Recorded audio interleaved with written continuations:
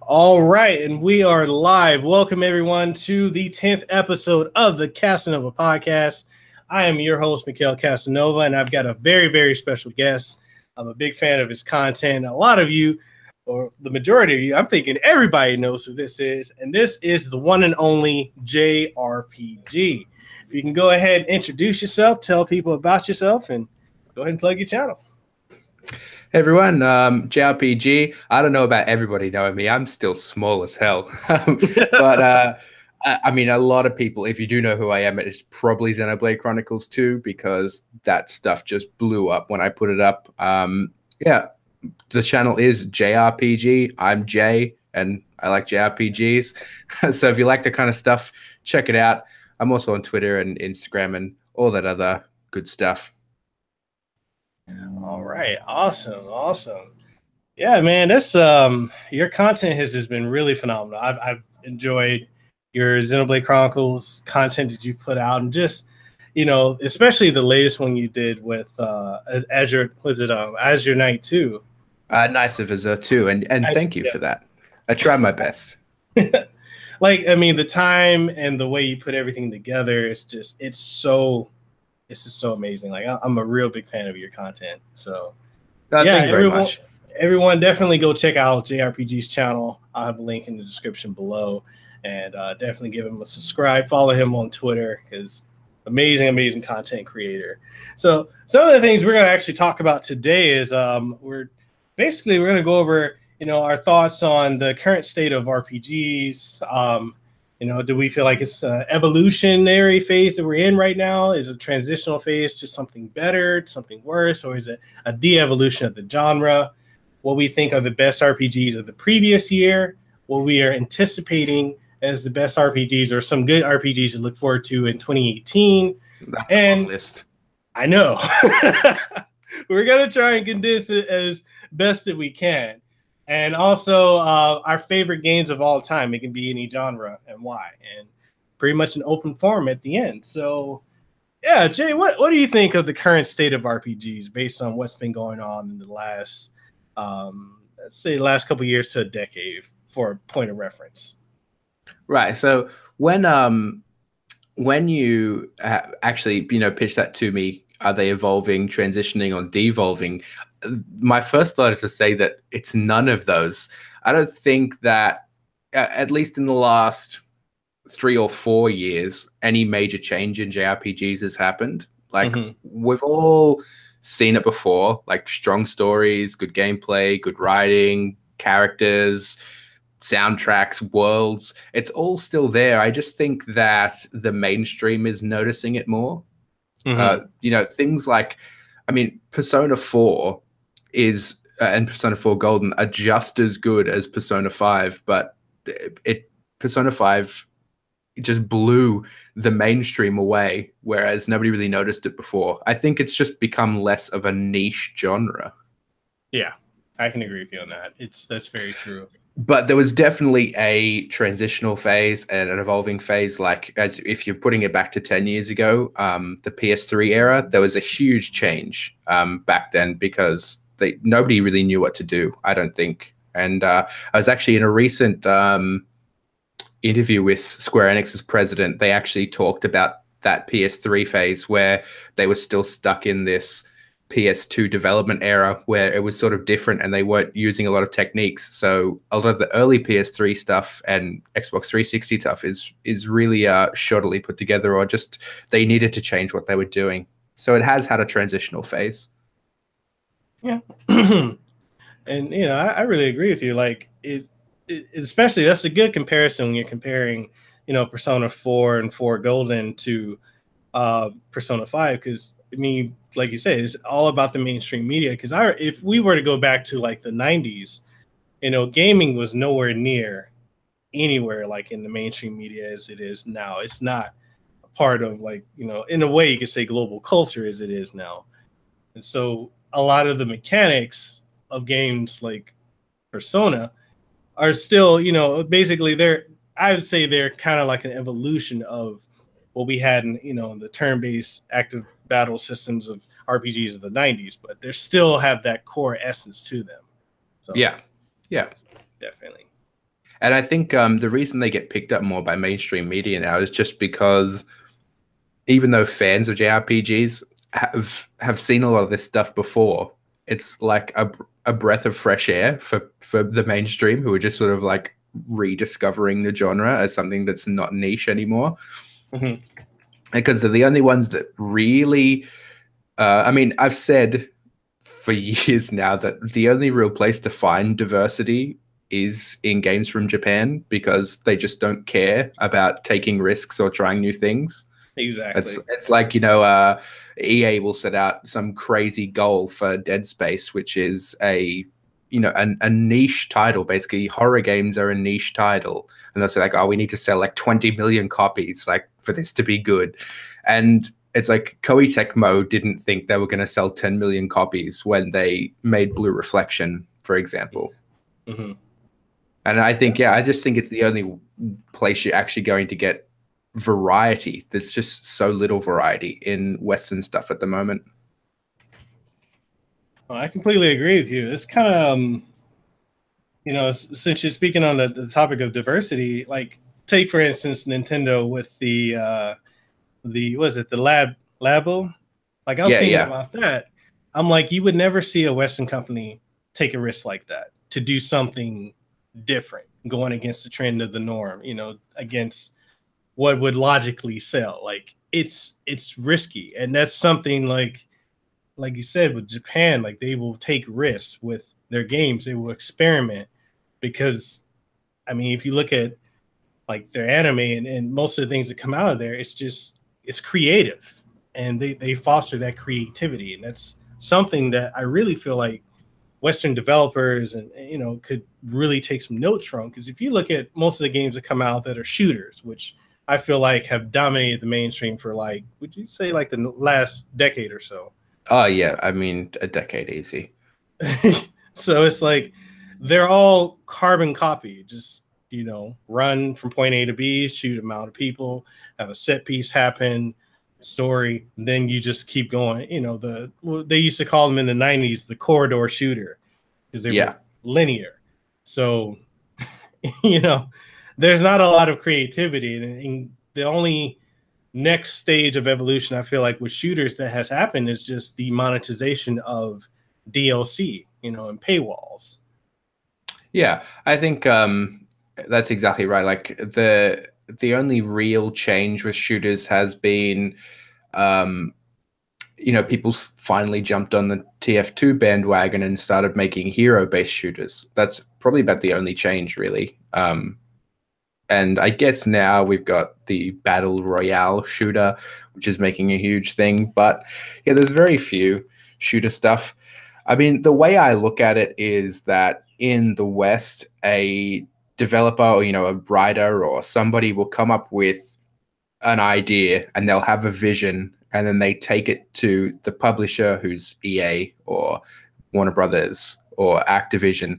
And then that publisher will say, you need to do these things, and it's like a cookie cutter starter set. Like it'll be, oh, you want to make this game? Well, no, it has to be open world, and it has to have towers, and it has to have these things. And then, or oh no, you want to make this game? It has to be a shooter, and it has to have this and this and this. Whereas, like in Japan, a developer will just come up with something, and then they'll just make it, and the publisher will be fine with it.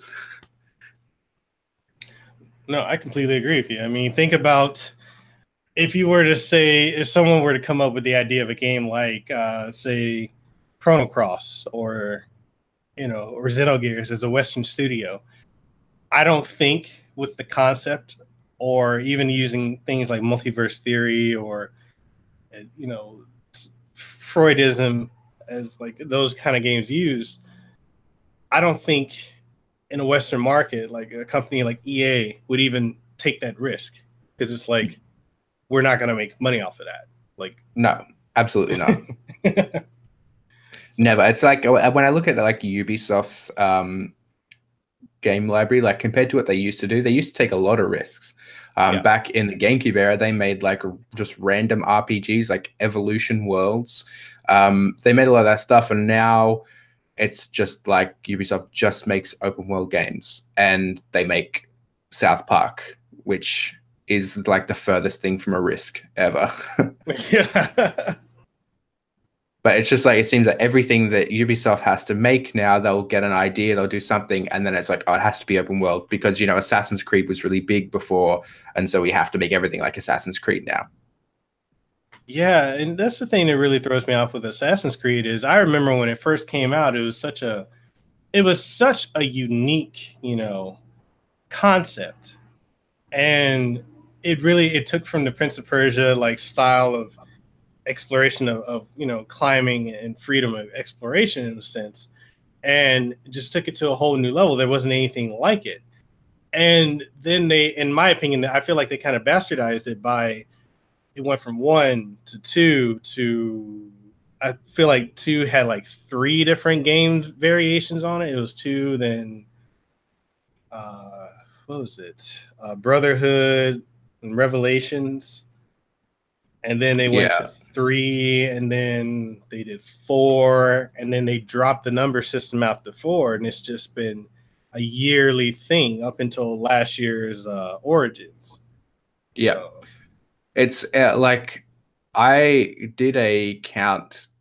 I think I did like a rundown a couple of years ago where I had a look, and there were almost as many Assassin's Creed games in, you know, like the 7 years or something that it's existed than there are Legend of Zelda games, which has existed since 1987. And seriously? Like, it's always crazy that people always jump on Nintendo for doing the same thing. And it's like, guys, there is like so much worse nowadays. Have a look at Forza. There is way more Forzas this generation than there are Zeldas or Marios. That's very true.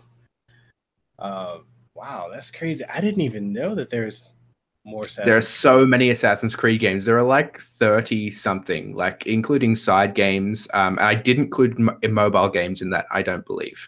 But yeah, there was so many, and I was going through the list. And I think Zelda comes out ahead because of re-releases, like Wind Waker to Wind Waker HD and that kind of thing. Oh, okay. I was gonna say, wow, that's kind of insane to think about. Oh, goodness, like, wow, you kind of blew my mind with that. I didn't even. I'm conceptualizing that right now. I was like, wow, because that series came out in 2007. And here we are. It really hasn't been that long, and it's just smashed out titles. And it is the basically epitome of Western development now. I think is they get an idea, they have one big seller, and then everything is that. Yeah, because it's like you think back to how it used to be when, you know, in the 90s and the early 2000s, where if you got a sequel, you had a minimum of at least 2 to maybe 4 years before you got a sufficient sequel to that big title. And it's like, now it's like, oh, you know what? It's annual. Like, okay, you know, we got Call of Duty. Guess what? In about 2 to 3 months after that's released, we're going to announce the next one. We're going to leak it.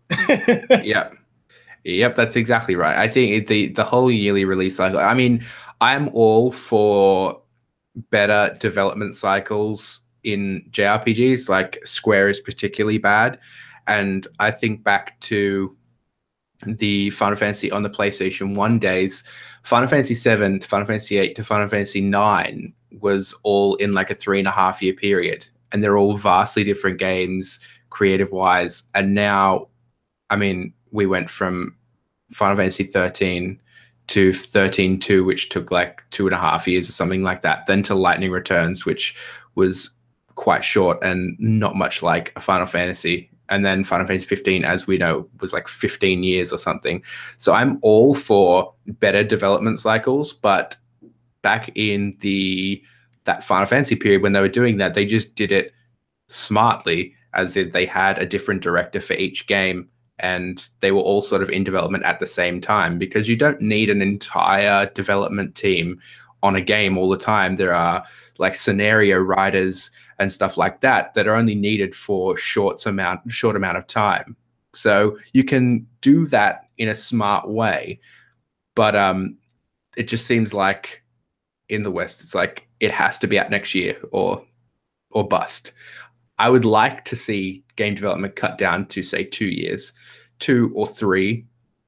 I can't understand how it takes 6 or 7 years or more to develop a game. Yeah, especially with the advancements in technology, it definitely, it should not take that long. Yeah, it's a Square thing though. They're still stuck in that thing of we have to use our own engine built from scratch, and it has to be new for every single game. I mean, they are coming round to that, with the Unreal Engine and stuff. But it took them way too long to realize that. So, like, speaking of Final Fantasy, as someone who's I've played almost all of the Final Fantasies. The only ones I haven't played, or only one I haven't played actually, is 11. And it's just because when that came out, I didn't have where I was living. I was living in Memphis, Tennessee. I didn't have the internet at home to be able to play it. So I know it's came out on the 360 at the time, a couple years down the road. I just never had any interest in it at that point. But I feel like as a series, and I've heard Nobuhiro, Nobuo Uematsu, he had stated before that he felt that the Final Fantasy series should have stopped when oh god, I'm forgetting his name. Sakaguchi left? Yeah. He feels like it should have stopped because the quality went down. Like, do you agree with that?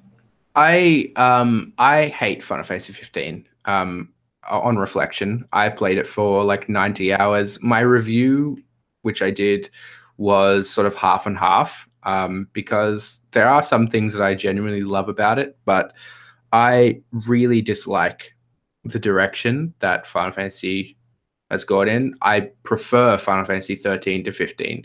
I prefer Final Fantasy 8, which I hate, to Final Fantasy 15. I don't necessarily agree that it had to end with Sakaguchi. Sakaguchi left because of his own failings, which was the Final Fantasy movie, that Spirits Within, back in the day. It's funny, a lot of people actually don't know that. I'm surprised. Yeah, he basically spearheaded that whole project. He was the one, and after it failed miserably, he decided to gracefully step aside. And I don't understand why Square hasn't. I mean, maybe they have offered him a job back, because I think the main problem, and I've talked about this so much on Twitter, is that the people they put in director roles right now don't know how to manage a project. I mean, Nomura, who is the director of Kingdom Hearts and was also the failed director on at least 2 Final Fantasy projects now, because he takes way too long to get anything out. And that's something that I think upper management should be looking at. Like, and I feel so bad for forgetting his name. Why can the director of Final Fantasy 14 basically make an entire MMO from scratch while supporting another MMO in like under 2 years, but it takes someone like Nomura 10 years of just flailing around to not even get Final Fantasy 15 half done. Naoki Yoshida, I think that was Yoshida.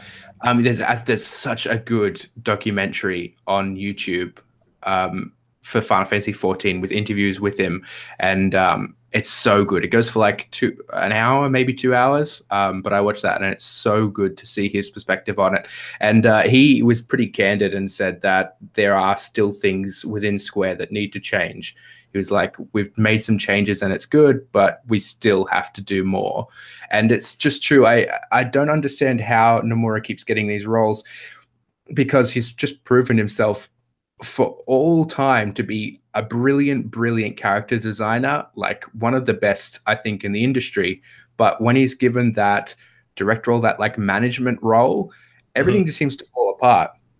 Back in that era where I was talking about the Final Fantasies, how we basically got 7, 8, and 9 each year, and they're all high quality games that are completely different. During that era, we basically had Kingdom Hearts And then it was like 5 years until we got Kingdom Hearts 2, which Nomura is the director for both of those games. Yeah. So we're in the same sort of era, but he's just never been able to time manage a project with any kind of efficiency.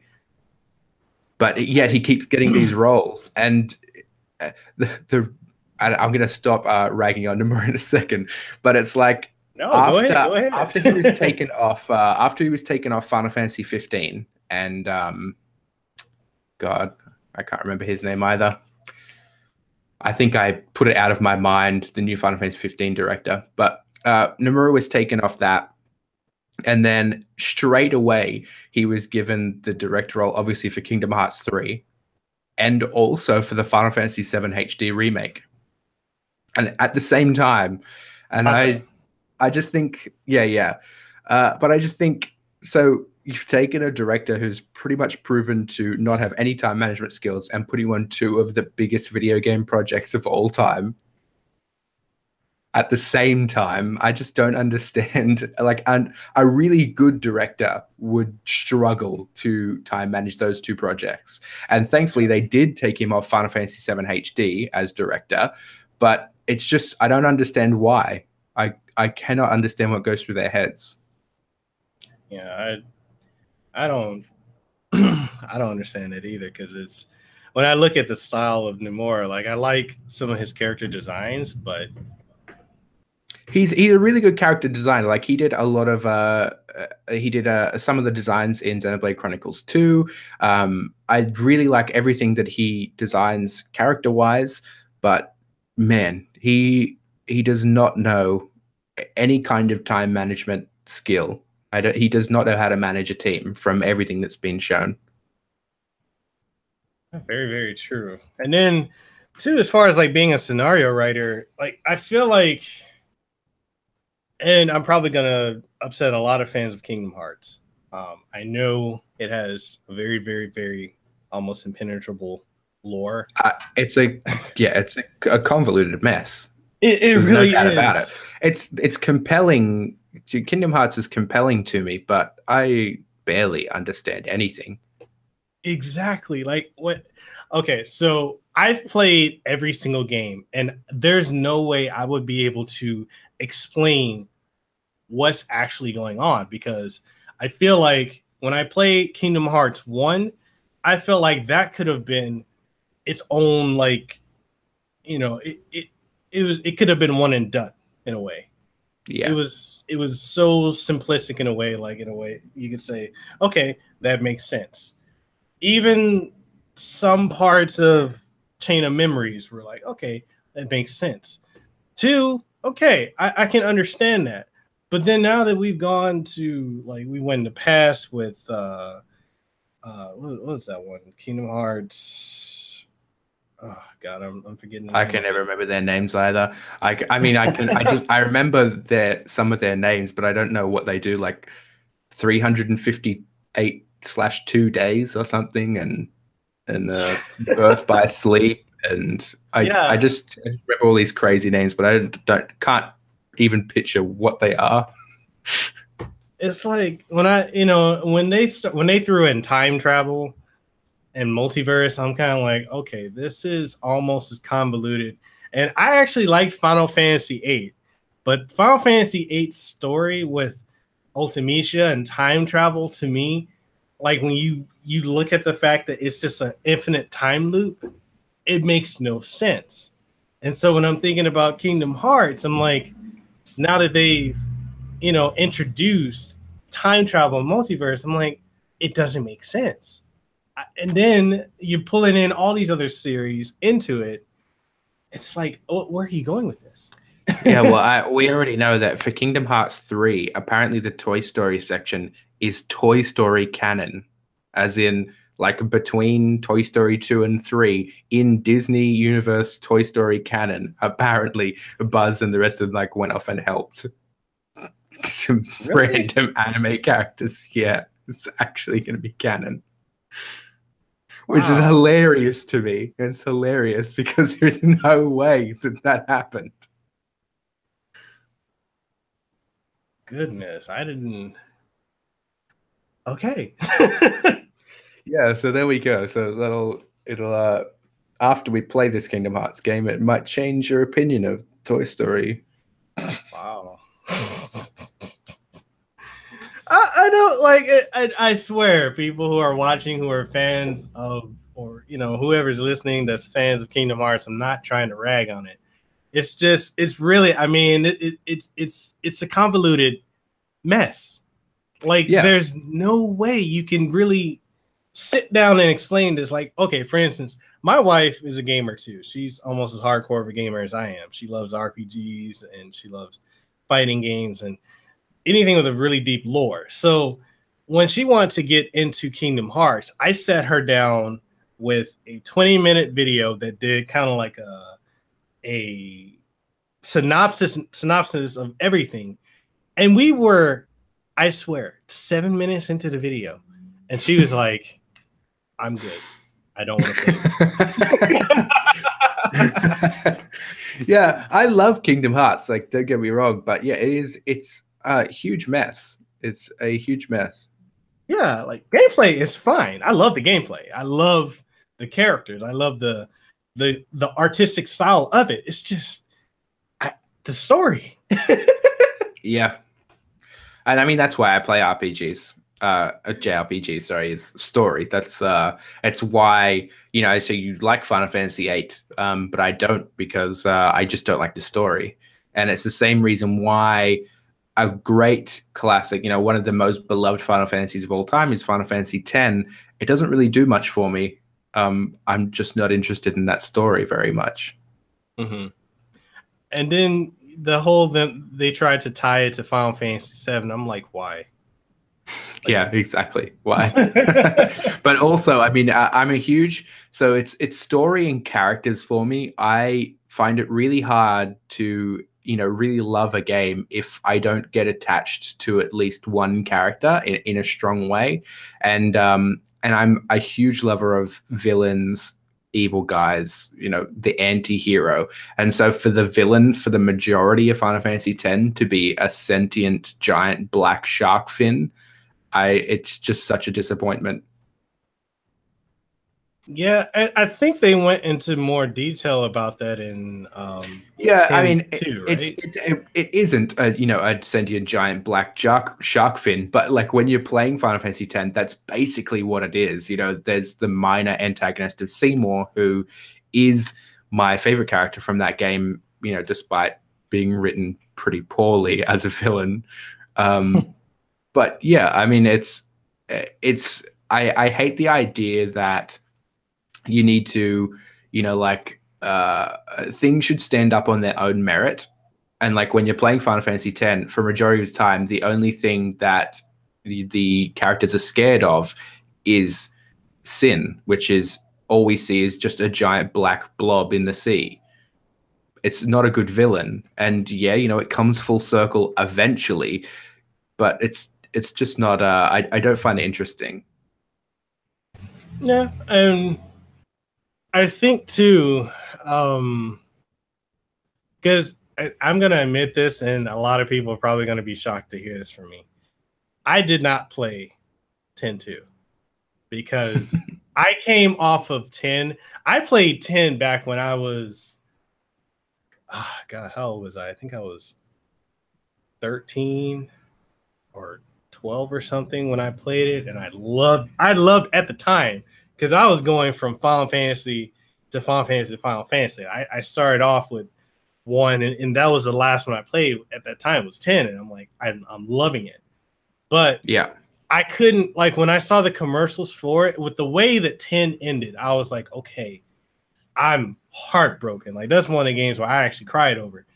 And then when I saw, and was at the time I was watching, like, I was reading Game Informer and EGM magazine, and they were talking about the next one, 10-2, and they're like, oh, Titus is, he's not.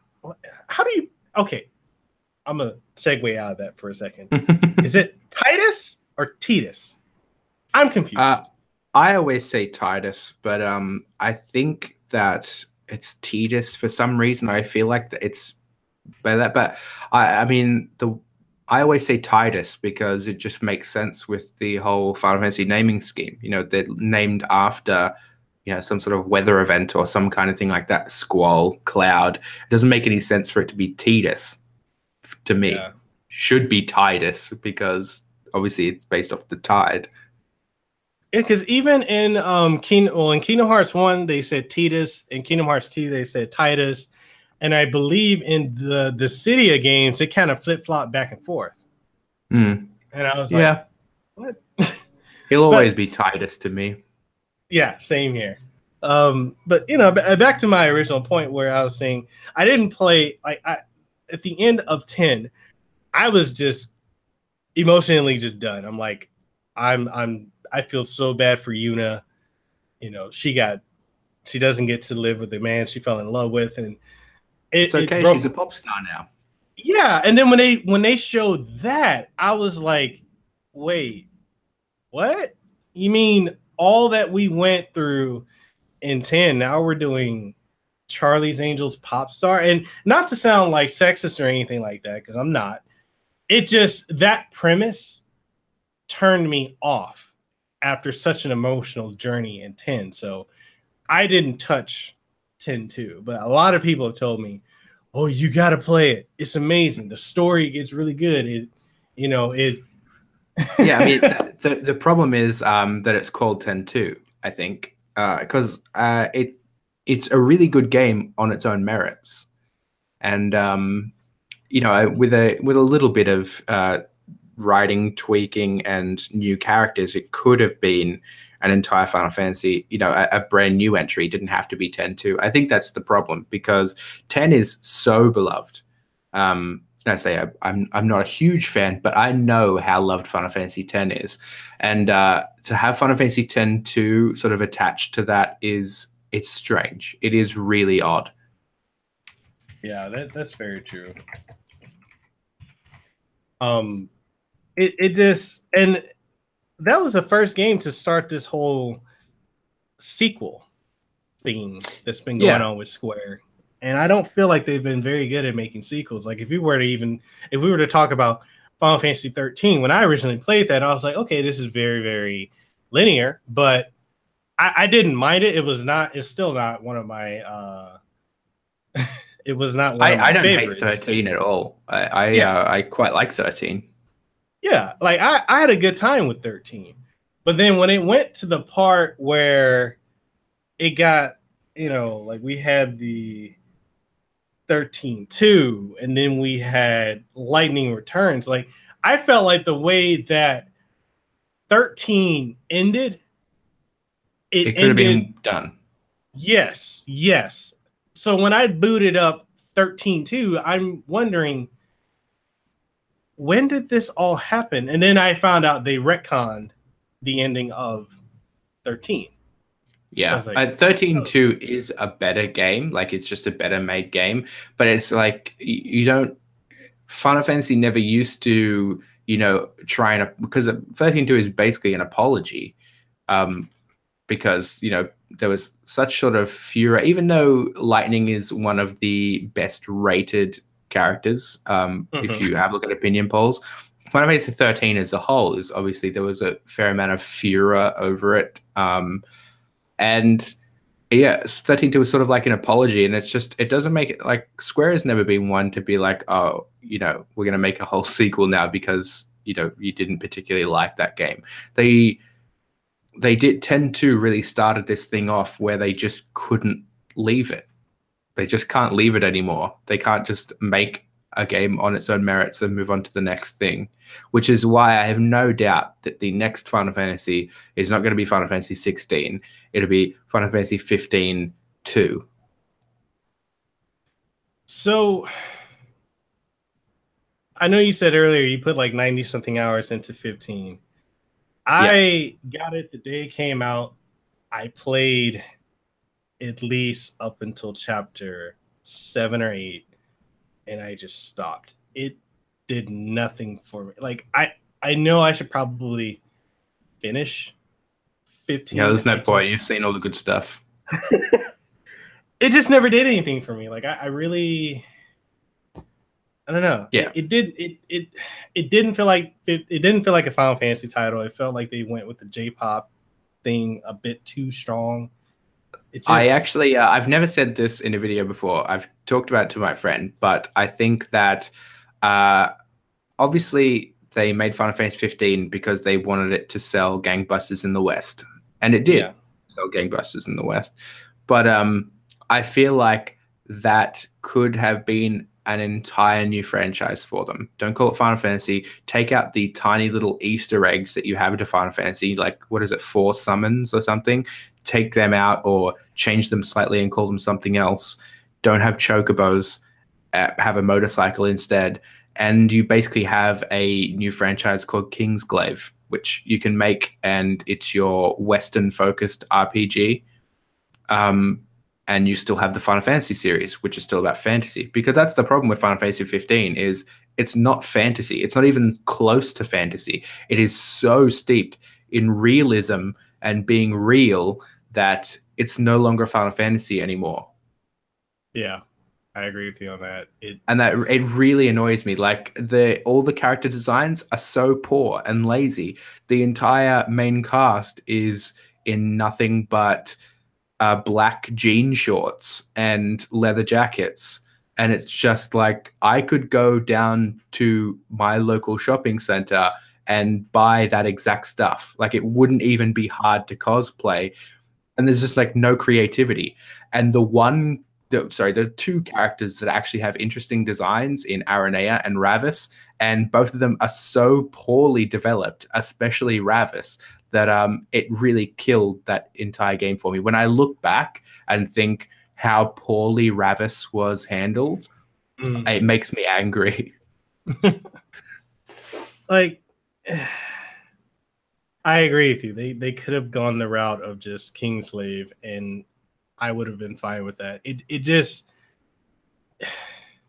the fantasy element aside from like the Yeah, I mean, yes, there are monsters and stuff, but I mean, some of the monsters look so similar to real life animals, like just dogs and stuff. And all the environments are basically just lifted straight from reality. Like the desert is basically just any old desert in Nevada, and the one of the cities is exactly like Venice, and it's all just like there's one place you go, and it's based off a place in Spain, I believe. And people, there are literally all the NPCs are just walking around in like Hawaiian shirts, like, and it's exactly like real life, and it's not why I play a Final Fantasy game. I don't want to be transported to an alternate version of Earth.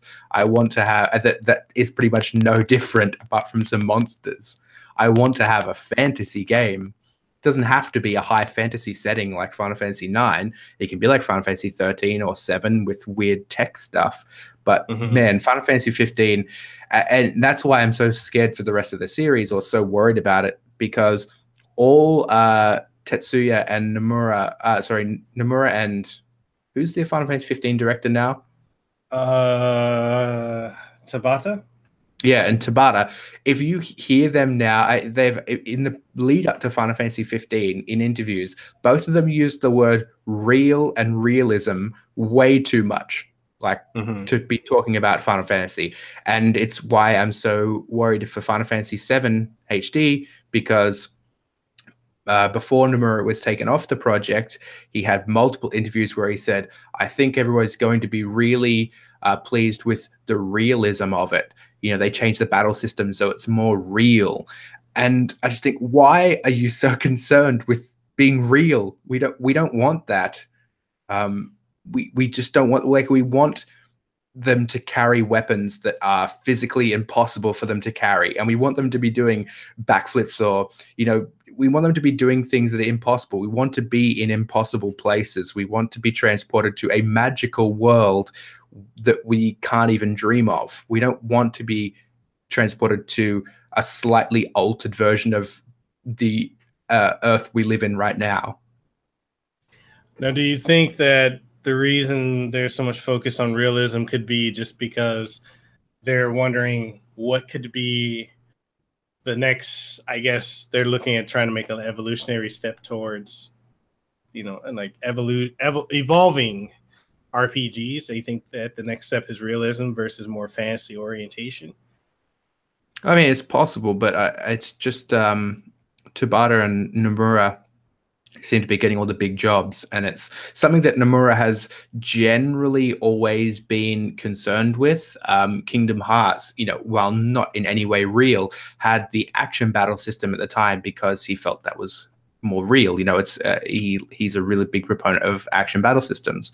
He also did the Crisis Core, Final Fantasy VII Crisis Core, which again moved to a more action battle system and more real sort of feelings. And that is his thing. He's always been super obsessed with the realism thing. And so the fact that he keeps getting all these director roles pushes them in that direction. Naturally, if he's in charge of the direction of the game, it's going to turn out the way he wants it to.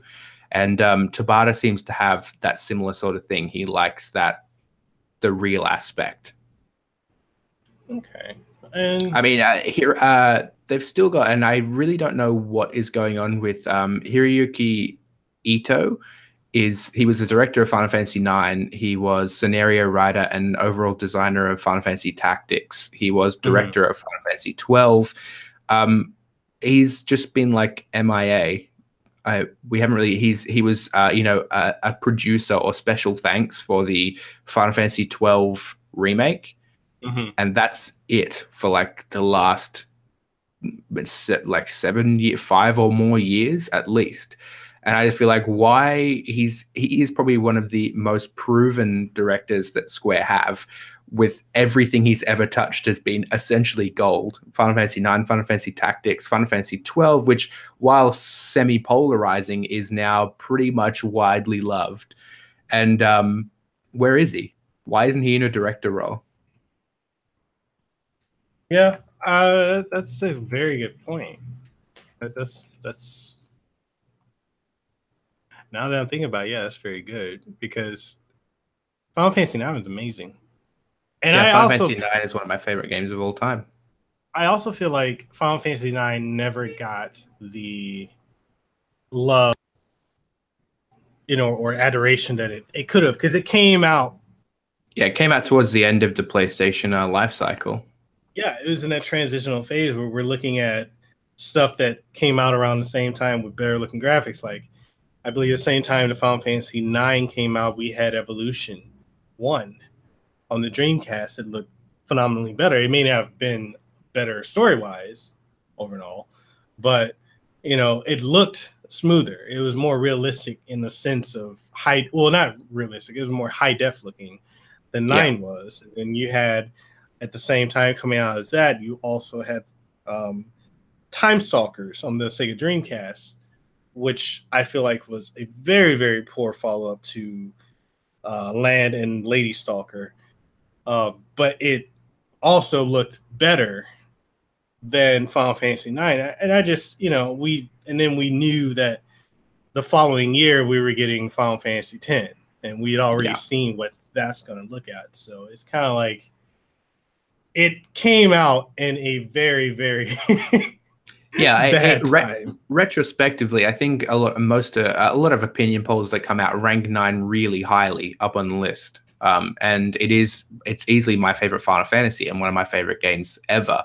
And it did hit that transitional period, but it's a really, really solid game. And it was supposed to be a sort of like a love letter to the rest of the series. Like it was a culmination of all the things they'd done since 1, and then 10 was supposed to kick off this new sort of thing. And in 10 it was sort of half and half. They moved. They kept a lot of the fantasy stuff, but maybe pushed in slightly in a different direction. And then we had 12, which was another sort of half and half, and then 13 that went full tech world, and 15, which just basically moved it from tech to real. Final Fantasy 14, the MMOs, I know they are technically main series titles, but I find it so hard to include them in the direction of the series, because the MMOs are sort of their own thing. I think they're not, the directors and people who design those games aren't too worried about the direction of the main series. Yeah, I definitely agree with that.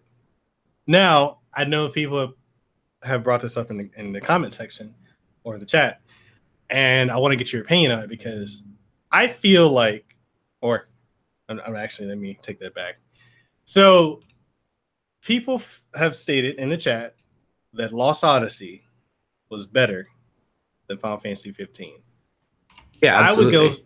I would go so far as to say Lost Odyssey was better than Final Fantasy 13, narrative wise. Yeah, I absolutely agree. And I mean, it was basically the Final Fantasy. It was basically Final Fantasy. I mean, that's what Lost Odyssey was.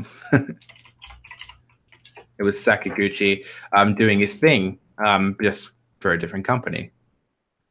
And I feel like them putting that on the Xbox was kind of like sending it off to die in a way, because it was amazing.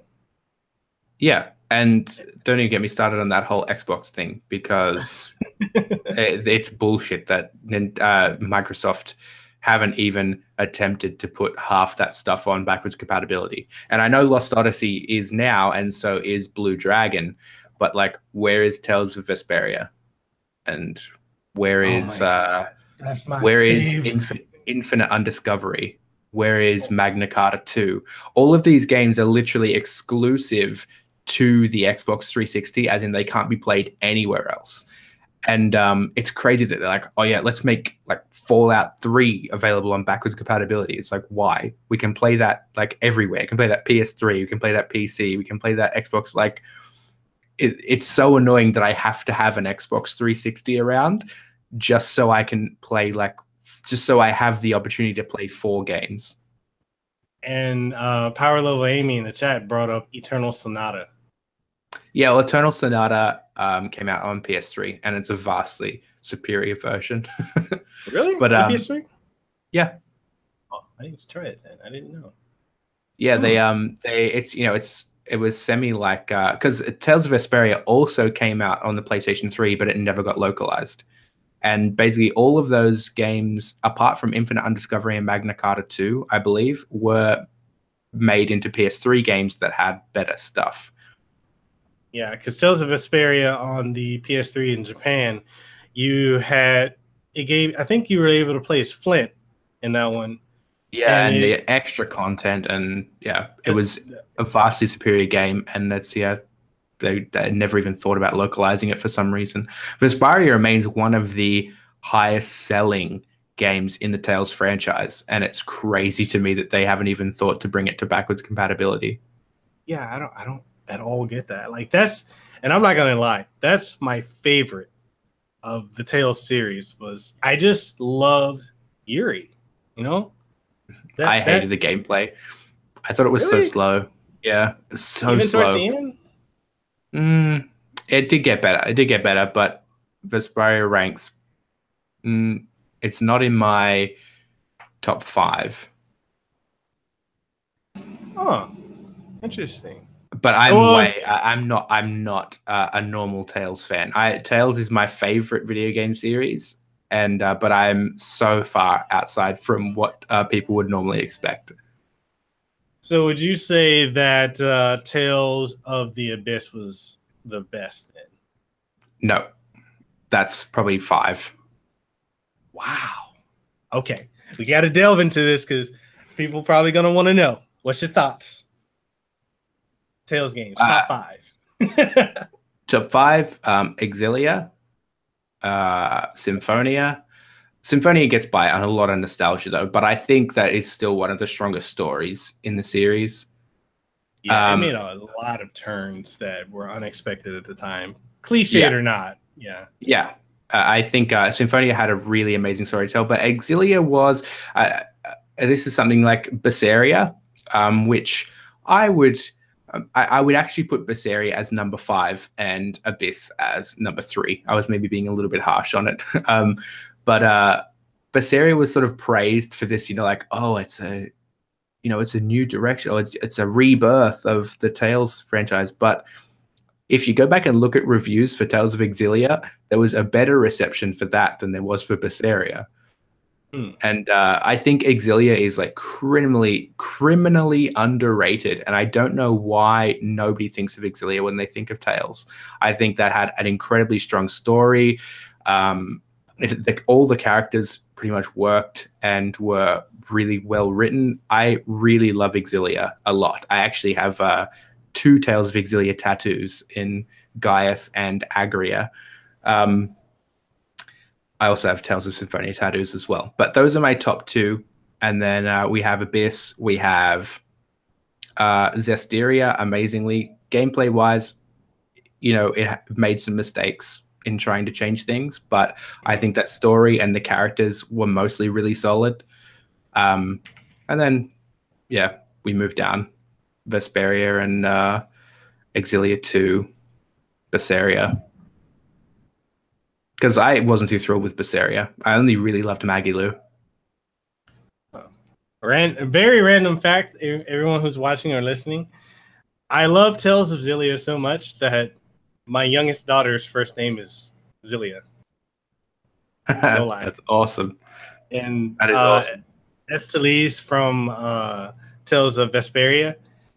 So my youngest daughter's name, her first name is Xillia Estelise.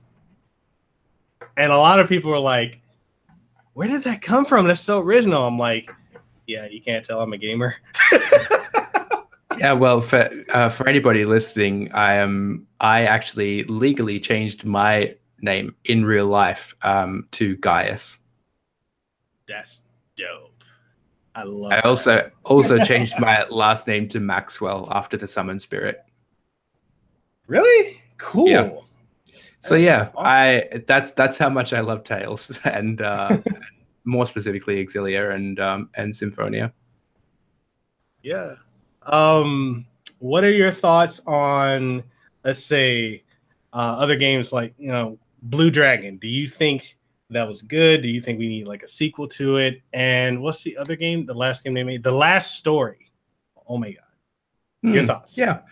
So there are 2 Blue Dragon games. One was on the DS, which I have actually. Both of them are on my list to be made into games you missed. A games you missed video, because Blue Dragon is really cool. It's a really cool game. Solid. I love that kind of thing. Mm-hmm. I don't know if making another title is worth it. I kind of feel that Blue Dragon as a concept was sort of dead in the water as it came out, because it's super niche. Nobody really got on board with Blue Dragon. I was surprised when they even made the second game. But The Last Story, these kind of originals, the one-offs, the new things, that we need more of that. Which is not to say we aren't getting it with JRPGs at the moment. JRPGs are full of risks and new stuff especially 2017 and 2018. But yeah, I love that kind of stuff. I love The Last Story. I love Blue Dragon. I love definitely taking steps outside of well-known franchises. Definitely. I mean, I think I fully agree with you. We do need more one-offs. And if we were to talk about, say, like the Xeno series, in a way, like Xenoblade Chronicles 1 to Xenoblade Chronicles 2, even though they are direct sequels, if you guys play towards the end, they are in their own way standalone entries. Oh yeah, absolutely. I think you definitely do not need to have played 1 to get the full story in Xenoblade Chronicles 2. Like, you can play them in any order as well. Yeah. It doesn't matter. You don't have to play 1 first to play 2. You can play 2 and then you can find out that twist by playing number 1. But either way, if you just play one or the other, I don't think it defeats any purpose of the story. It's just that you get a better understanding of things that are happening at the same time. I guess it's they're standalone stories. Yeah, and I think that's what I love about Xenoblade a lot, is that each game including X, has essentially been standalone, and while similar, also vastly different from each other. Yes, very, very true. Man, that conversation just went. I like seeing, this is one of the things I try to keep really present in the podcast is I love organic conversations because you can just go wherever with it. You know, it's like music. It just takes you and you just on that journey with it. So man, that's amazing. Do you want to get back on track with the best RPGs of 2017 then? I guess I mean, if you want to, or if we can keep going, whichever way, man. I'm down for either. Yeah, I mean, I think I don't know where we're gonna get. Probably just me complaining more about Final Fantasy. That's fine though. I mean, it's all organic. So I was actually gonna ask you if you think that we need to see a revival of the Phantasy Star series, not in the sense of the online, although I would love to see Phantasy Star Online come back. I mean, that series is still running, but they just don't. Sega has no interest at all to bring it to the West, which is a shame. There's a new entry on the Switch, which I would love to play if I could actually, competently read Japanese. Yeah. And that's a Phantasy Star Online 2 Cloud, right? Yeah. Because I would love to see that. I think if they brought that to America or internationally, I think it would do really well. I'm wondering, is it that they feel that there's no audience for it? Do they feel it's too niche? I mean, Sega thought that there was an audience for Buddy Sonic, whatever that crappy Sonic game they just released was. Oh, Forces? Yeah. They thought there was an audience for that. I don't think Sega knows what they're doing. I don't know how they keep turning a profit. They somehow do, but I mean, if you were to be completely honest with Sega, there are some franchises that they could bring back that would make so much money. Please bring back Shenmue in the sense of like a collection of 1 and 2 for the modern day audience to be able to play without having to emulate it. If they are not working on that, if they are seriously not working on that right now, they are morons, colossal morons. With Shenmue 3, in development with huge crowdfunding support, with huge, just in general, excitement around that project, if they aren't working on a 1 and 2 remaster, they are morons. Yeah. Like there's no, I mean, with the fact that we have 3, which I don't know when 3 is coming out. I'm not sure if it's this year, if it's probably going to be next year. But I don't think it'll be this year. I think they just said when it's ready, but I feel it'll probably be a 2019 title. Yeah, and it's like if anything, I think what they should do, because I'm looking at Shenmue the same way I'm looking at Bayonetta, even though those are 2 entirely different genres and games. If I'm looking at it in the sense of, we've got 3 that was announced a month ago. So what they're doing is bringing back a collection with 1 and 2 to get you prepared for 3.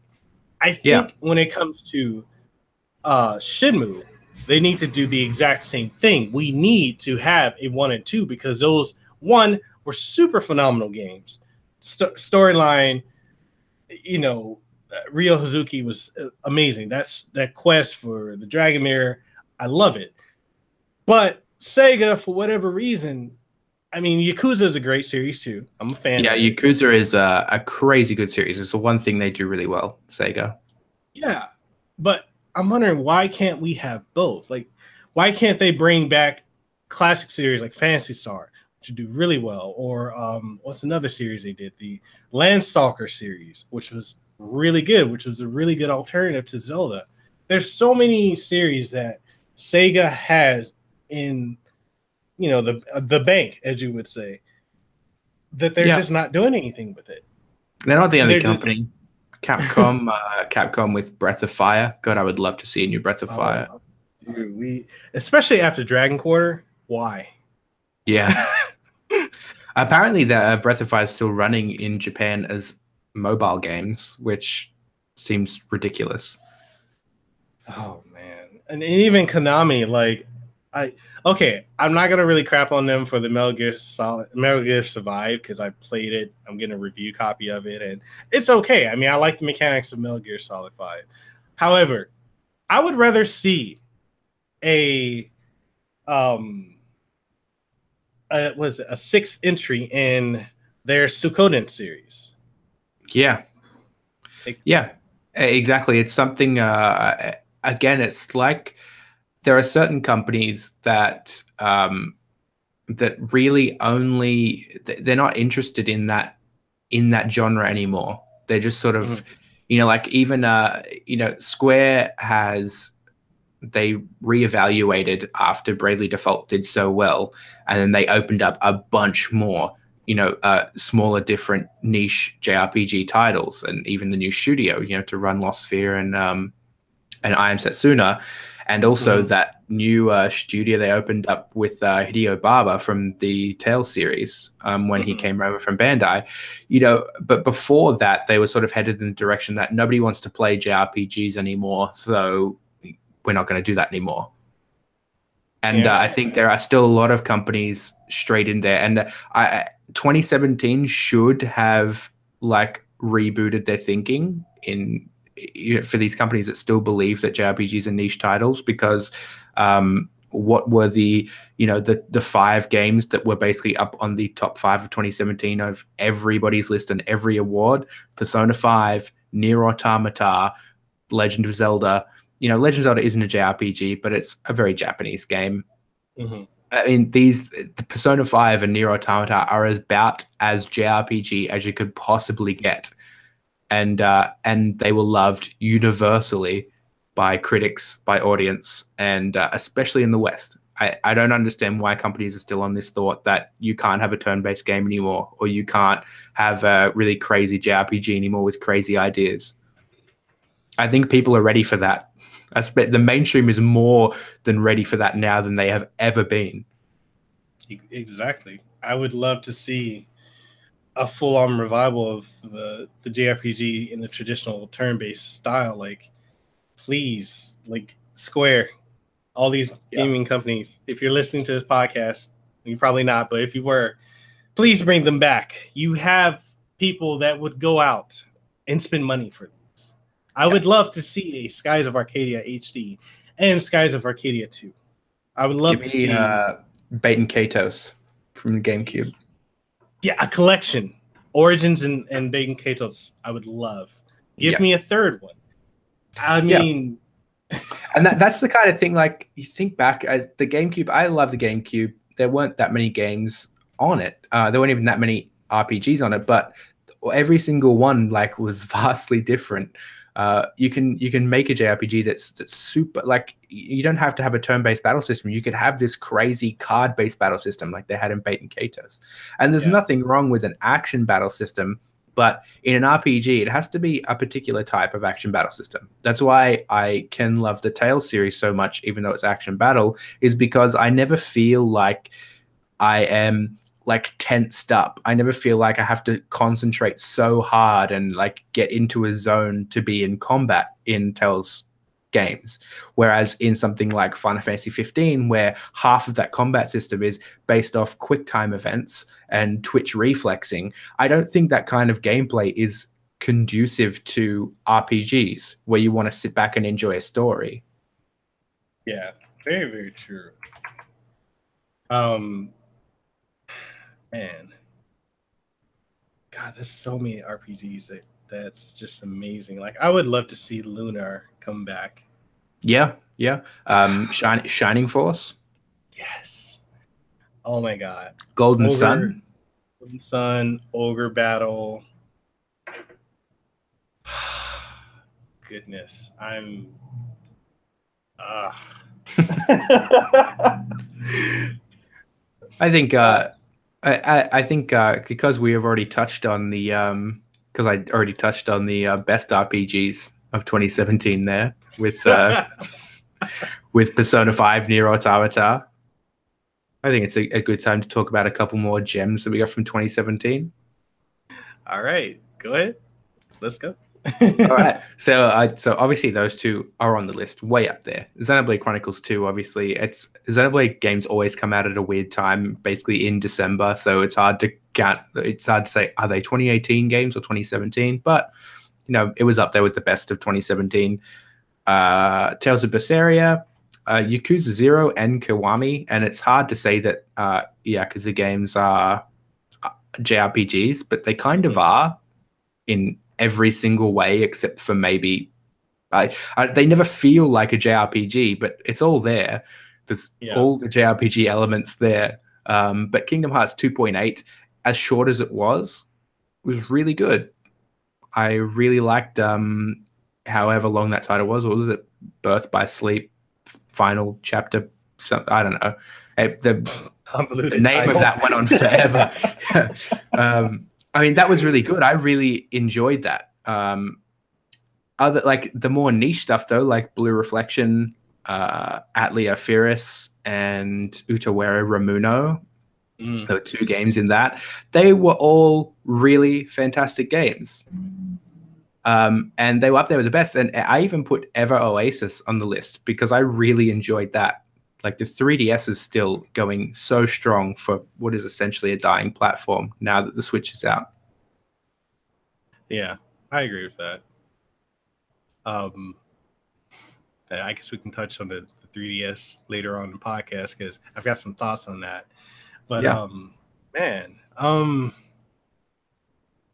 goodness, I can't. 2017 was a packed year with amazing releases. Like 2017 was probably one of the best years on record for JRPGs ever. I mean, and even we had Horizon Zero Dawn from the West as well, which I don't think it really broke new ground in terms of Western RPGs. But I think it was probably one of the best. I certainly would prefer to play Horizon Zero Dawn over Fallout or Skyrim or Assassin's Creed or any of those, open world semi RPGs that the West pumps out now. Now, would you say, and I know this is completely off topic, but because I experienced this problem myself, would you say that it is hard to go back to Horizon Zero Dawn after playing Breath of the Wild? Yes, and more to an extent, Xenoblade Chronicles 2 as well, because the world in Breath of the Wild and the world in Xenoblade Chronicles 2 are vastly more interesting. Despite Horizon Zero Dawn having a really cool concept and a really interesting idea, the world is not that interesting to explore. Yeah, I agree with you. I felt with Horizon Zero Dawn, and I know this is controversial to say, but I felt very restricted. Especially, I played that because it's so funny. It came out a week before Zelda. Yeah, it blows my mind. And the day that Zelda came out and the Switch came out was actually my wedding last year. But it's funny how I played that and I was like, man, this is amazing. I felt like there was so much freedom to explore. And then I played Breath of the Wild and I'm like, if I see it, I can climb it. Yeah, I did that in my Breath of the Wild review, actually, which has one of the most underrated intros for a review of all time because I put up the review so late and nobody watched it. But I pointed out that that it really is like the thing that sets Breath of the Wild apart, why it's so highly rated, is the climbing mechanic. Like, yes, people hate the climbing mechanic because you slide down when you rain or whatever, but it means that you can literally go anywhere. Horizon Zero Dawn, you can't go anywhere. If you see something in the distance, you're probably not going to be able to go there. You can't just, there are invisible walls everywhere. And it's the same problem that Final Fantasy 15 has. Yes, it's an open world, I guess, but there are invisible walls everywhere to stop you from going to places they haven't programmed properly or put collision on or whatever else. Breath of the Wild truly is a go anywhere, the same as Xenoblade Chronicles X. Xenoblade Chronicles X is up there with one of my favorite games because I think that redefined what an open world game should be. Yeah, I fully agree with you on that. And I feel like with the games that are pushing for more and more realism, the amount of strain that puts on the the consoles and the computers that are coming out, it makes it to a point where you're focusing so much. There's no balance. You've got to give up something to make it look more and more realistic. And the more realistic we're pushing things to look, the less exploration, freedom, and creativity that we're actually having. And I feel like Horizon Zero Dawn is the perfect example of that. You can't climb anything unless it's obviously highlighted. And predetermined by the game developers that you can go there. And that's, I think, this entire fascination with graphics and teraflops and all this crap that, you know, Microsoft and generally the West pushes is just so pointless to game development. We are not at a point yet where games look photorealistic, and nor are we at a point where we are in full VR with experiences like that. And up until that point, up until the technology reaches that point, I think striving for a realistic, being photorealistic is just pointless, because there is never a point where I'm playing a game that I don't know that I'm playing a game. It doesn't make it more immersive. People use the term immersive all the time, but I've never been playing a game and thought, I'm definitely in this game, because I look down and I'm holding a controller. Yeah. You know, if I'm holding a controller, I know full well that what I'm doing is playing a game. So I find it pointless to strive for photorealistic graphics when until we get Sword Art Online in real life and we get into pods and attach our brains to crap. It's just pointless to have photorealistic graphics. I think you should work on, don't make the graphics horrible, but highly stylized and cel shaded, and these looks all are generally timeless. They last a lot longer. They do the job just fine, and they allow you to be more creative. I agree. And I feel like that the more that we're pushing for more and more realism all the time, pushing the envelope, we need to have the best looking graphics and, all this nonsense. The more that I feel we're pushing towards that, the less the creativity is coming. Because if you look at it, games before, that push for super high realism, they now don't. If you were to look back 2 years, 3 years, 5 years, 10 years, 20 years ago, they don't look as good because, evolution of technology. But if you have, I've always been someone that pushes more so for a unique and creative, diverse art style over hyperrealism, because I feel like that's it's a tangibility we can never ever really grasp until, like you said, we're in that VR where we're sinking our brains to it. It's just not. It's a pointless pursuit through and through. Yeah, I 100% agree. And you think one of the things that I like to point out with Xenoblade Chronicles X is that it came out like a couple of weeks after Fallout 4, and Fallout 4 was on a vastly more powerful system, and it had loading screens everywhere, and the world was pretty small in comparison to Xenoblade Chronicles X, which was on the Wii U and had no loading screens except for a single one when you went into like the barracks. But the entire world was much larger than Fallout 4's, and it was fully explorable because you could fly, for Christ's sake, with no loading screens at all. And that was on the Wii U.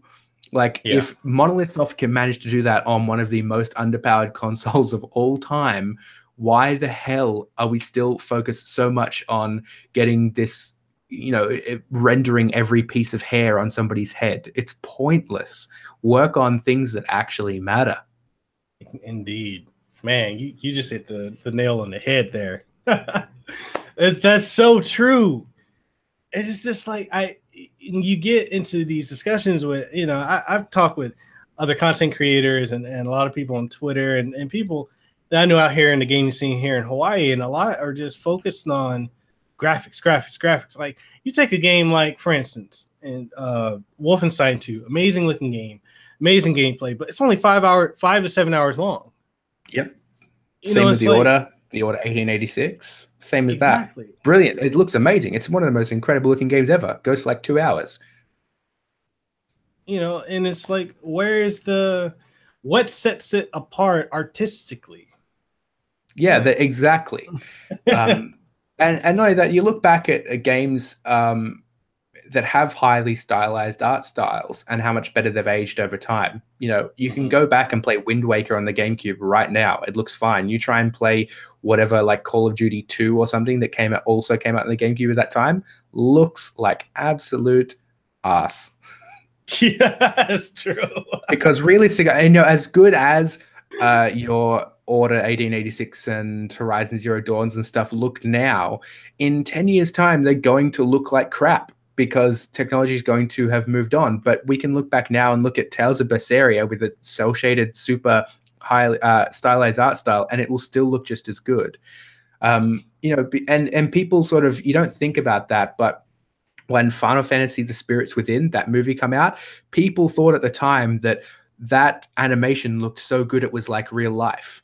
I mean, if you go back and watch that now, it is clearly a cartoon, like that's not even that well done. But back then it was like, wow, this is like real life. Like, look, you can see his 5 o'clock shadow, like his little beard and stuff. Like, wow.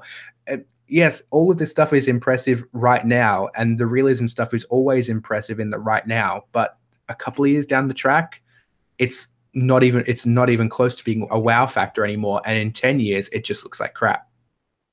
Yeah, exactly. Like if you were to take, for instance, like, I don't know, have you played the Monster Hunter World beta? I haven't. No, I'm expecting a review copy. But I did not find the time to play the beta at all. As someone who enjoyed Monster Hunter, like the artistic style that they've gone for before, the sub HD anime style, the more realistic look to me, and I'm like, what are we going for? Dragon's Dogma? Yeah, I mean, what they're going for with Monster Hunter World is to sell big in the West, which Monster Hunter never has. That's basically what World is. And it's just amazing how they've alienated Nintendo fans with that. Yeah, because they decided not to localize XX because, I mean, it's a Capcom thing. They are just obsessed with, I don't know, they're more obsessed with selling in the West right now. So that's why. I mean, as somebody said in chat, Dragon's Dogma is a good game. It is a good game. I think it's better than Skyrim, but that's not saying much because I hate Skyrim. But yeah, Capcom have moved to this thinking of they have to sell millions of copies of everything they do in the West, and it's the wrong way of thinking. Oh wow!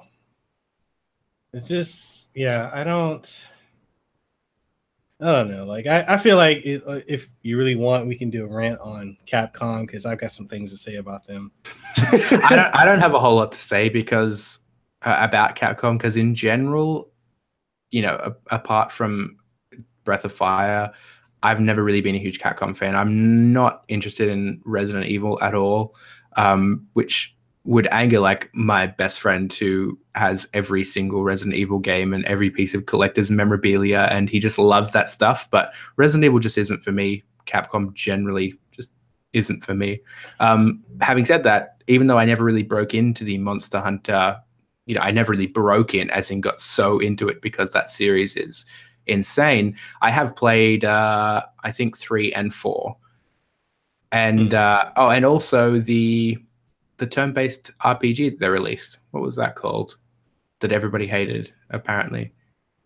Which one? Recently? Yeah, on the 3DS. Monster Generations or? Yeah, so Monster Hunter Generation. Who made the what is it? Project Crosszone? Is that them? No, Project X Zone is Bandai and Namco. Oh, okay. Sorry, it's not Bandai Namco. It's like just Namco or something. Oh, okay. It's like because in Japan they still have like Namco have like a separate development studio that's just called Namco that sometimes self-publish. But I think Project X Zone 2 was Bandai Namco. Okay. Yeah, Monster Hunter Story. Somebody said it in chat. I really enjoyed that game. But it angered Monster Hunter fans. But I taking the what they're doing now is obviously taking the Monster Hunter as a franchise and making it more diverse. So Monster Hunter World is a big Western style open world Monster Hunter. Stories was a turn-based niche, even possibly it's more of an RPG version of Monster Hunter, and Monster Hunter itself will hopefully continue as a series. It has one of the largest sort of cult followings or niche followings, especially in Japan. It would be weird to see that die. Yeah, my whole issue with Capcom, and I'm a Capcom fan. You know, I grew up playing old school Mega Man, like 1 through 6, and then playing the X series and playing Breath of Fire and playing Cadillacs and Dinosaurs and Bionic Commando. And it's just, I grew up in the Renaissance era of Capcom. And then I'm looking at them now and I'm like, okay, how many times are you going to port Resident Evil 4? How many times are you going to re-release 5 and 6?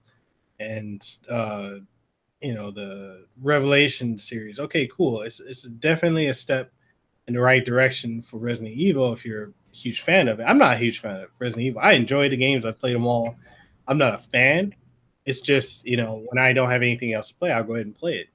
I feel like the stories of Resident Evil are very convoluted. And, looking at games that they've come out with in the past, I'm like, why are we not bringing back Bionic Commando? And then I stop and think, they did bring out Bionic Commando. They brought it back in 2009, and it flopped horribly.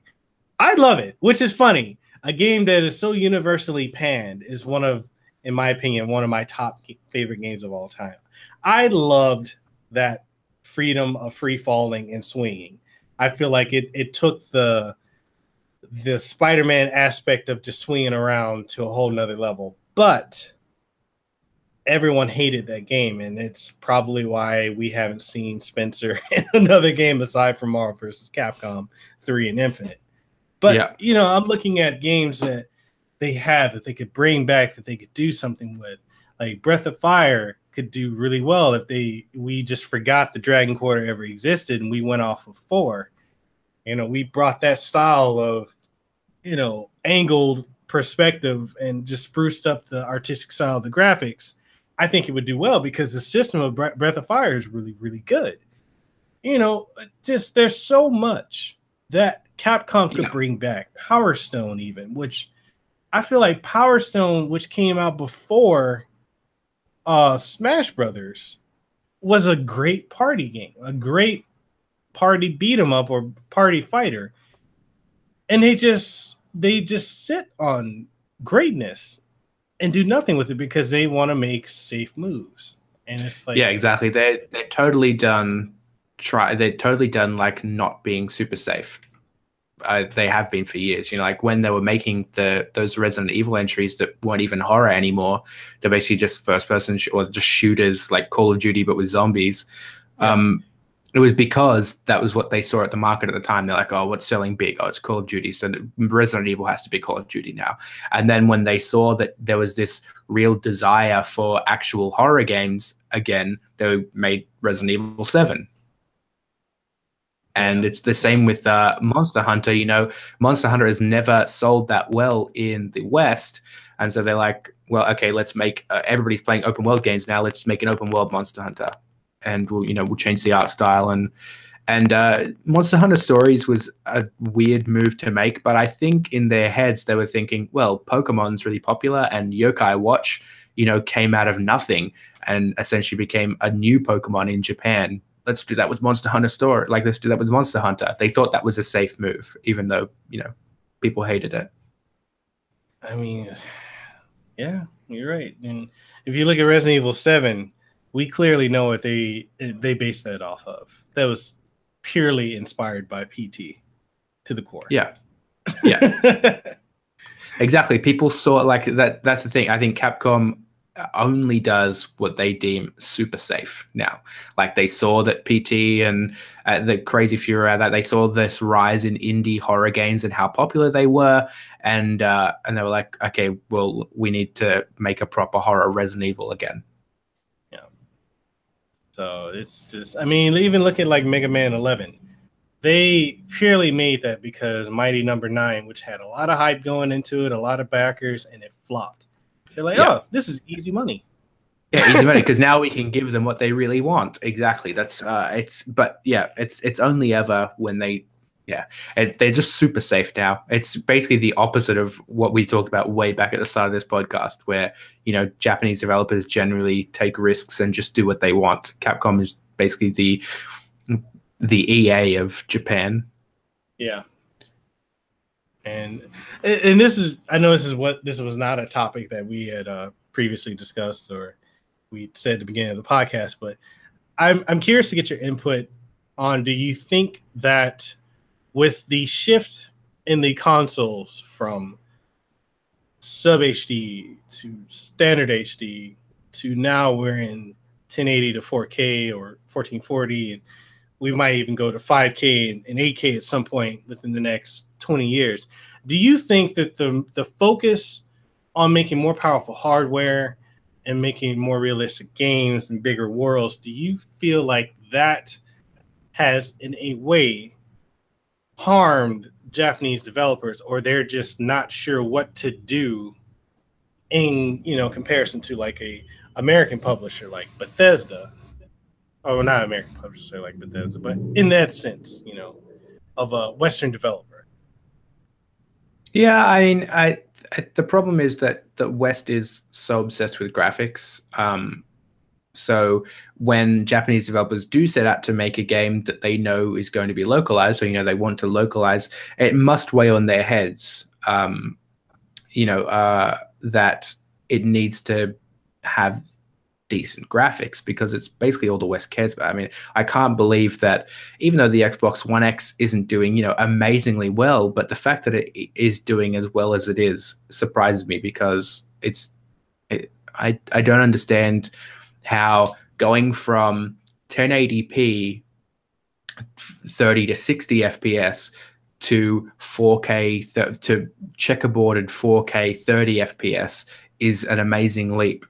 It's just not. Like, graphics are so not important that it's so strange that the West is so obsessed with it. But until people stop being so obsessed with it, it's sort of never going to change. And it definitely does. It harms what games get localized over here, at the very least. I think Japan does its own thing, and they're happy to do that. But you know, compared to the amount of games that do come out over there, the ones that get localized is a fraction, a tiny fraction.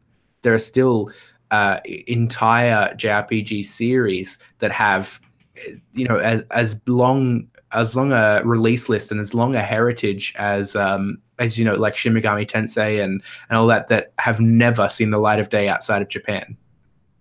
True. And I feel like a lot of people, if you were to talk Shin Megami Tensei, a lot of people have no idea what that is, and they wouldn't even know that Persona. Yeah, they don't even realize that it's Shin Megami Tensei Persona.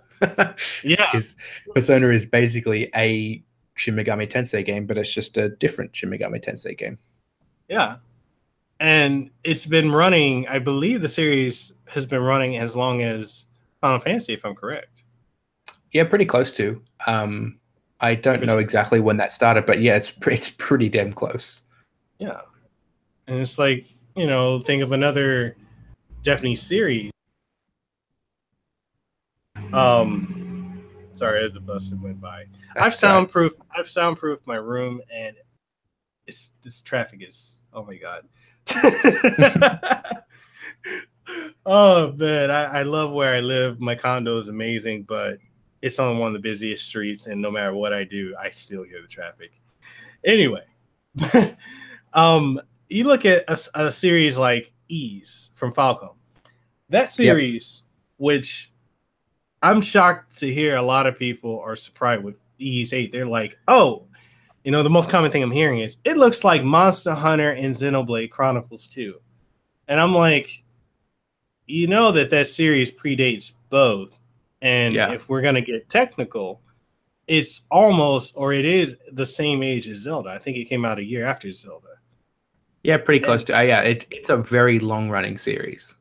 And people have no idea. They're like, oh, well, you know, I've heard people say when they saw the reveal for the Switch, they're like, oh, this is the first time I ever heard of it. I'm like, Ys 8 came out last year in September. Yeah. They're like, what? No, it didn't. I'm like, yeah, it did. I got a review copy 2 weeks, no, actually a month before it came out. I'm like, it's not new at all. And then when I talk to people, a lot of people have voiced on podcasts, on streams, on videos, on YouTube, and even on Twitter saying that Ys 8 looks like a 3DS game that's upscaled to 720. Right. I don't agree with that, but I mean a lot of the East entries have been Vita titles. Yeah. In more recent times, so I get that feeling. But it doesn't look bad. No. I don't think there's anything wrong with that. With even upscaling a PS Vita or a 3DS game, I don't think that's a bad thing at all. And it's amazing. Like when they're looking at the gameplay, like I've heard people say, "Oh, it looks like it plays like Xenoblade Chronicles and Monster Hunter," and I'm like, no, those two games play like Ys. Yeah. They're like, yeah, it's like, oh, it's turn-based, and like Ys has never been turn-based. If you were it's a problem that Falcom faces though, because they don't spend anything on marketing, like nothing. Exactly. You say to people like Legend of Heroes, nobody knows what the hell that is. But they are some of the Trails of Cold Steel, Trails in the Sky. These are some of the largest and longest and most well-written RPGs ever, and vast majority of people have never heard of them. Yeah, that's so true, and it's sad because there's greatness there that people are just not experiencing. It's oh man, now you're making me sad. Yeah, Falcom is they're such a small team. They get such small budgets, and they just don't spend anything on marketing. There's just no marketing at all. Their games just come out like they just come out. You don't even know about them. Tokyo Xanadu, almost nobody has heard of that. They came out in December on PC anyway. I think it came out earlier in like maybe August or something like that. But these games just come out, and they're fantastic games. All of them they make, like their Legend of Heroes series is such a good series, and it's so well written. It really is some of the best written, best video game writing ever, and some of the best character development in a game ever. And really, just nobody really seems to know about Falcom. Nobody seems to know about Legend of Heroes, and it's a shame because it reinforces this idea, especially in the West, that you can sell a game as long as you pump hundreds of millions of dollars into marketing. And speaking of Xanadu, that series predates Zelda. See, I didn't even know that. Because Xanadu has been on my list for a while to pick up and play, but I just haven't got around to it yet. Yeah, the first game actually came out in October 27th of 1985. And that's insane. Like a lot of people, they're like, Xanadu, oh, that's something new. No. You think with the amount of games that people really don't know about, you would think this is the 90s again. Yeah. Oh man, this has been a great conversation. I don't even know where we are. Well, we can go to what we're looking forward to this year, because that's a long list. All right. So, what are some of the top games you're looking forward to this year? In your opinion? This is there are. So I'll just quickly mention the games that we don't know if will come out in 2018 yet, because there's no real solid release dates. like Dragon Quest 11. I'm really looking forward to that getting localized. Octopath Traveler, obviously. Persona Q2 on the 3DS. Valkyria Chronicles 4. Kingdom Hearts 3, even though I'm pretty sure, didn't he say it was coming out in 2018? I still don't believe that. I'll believe it when it's a week out and they haven't delayed it yet. But ones we do have solid releases for, Digimon Story, Cyber Sleuth, Hacker's Memory just came out yesterday or the day before. Lost Sphere is out in a couple of days. Monster Hunter World, I'm looking forward to getting into that and giving it a try. The new Sword Art Online game, Fatal Bullet Ballet, something like that. That looks really, really good. And then the 3DS is going to have a good year with Radiant Historia and Shin Megami Tensei Strange Journey. I agree. Yakuza 6 as well. I'm super looking forward to that. I really like the Yakuza series, and I only got into it with Zero last year, and now I just can't get enough of it. So I'm really looking forward to that. I said Octopath Traveler, didn't I, Liquid Metal? But I don't think it's confirmed for this year yet. I think that's going to be one of the best RPGs that's come out of Square in a long time. Yeah, I think so. Your list is very long. I know. It's not even long. I still got more. There's Secret of Mana, the remake. There's Ni no Kuni 2, and there's Atlia, Lied, and Soya. Oh yeah, that's my full list. Really? Yeah. Oh man. I mean, and that's my list for RPGs.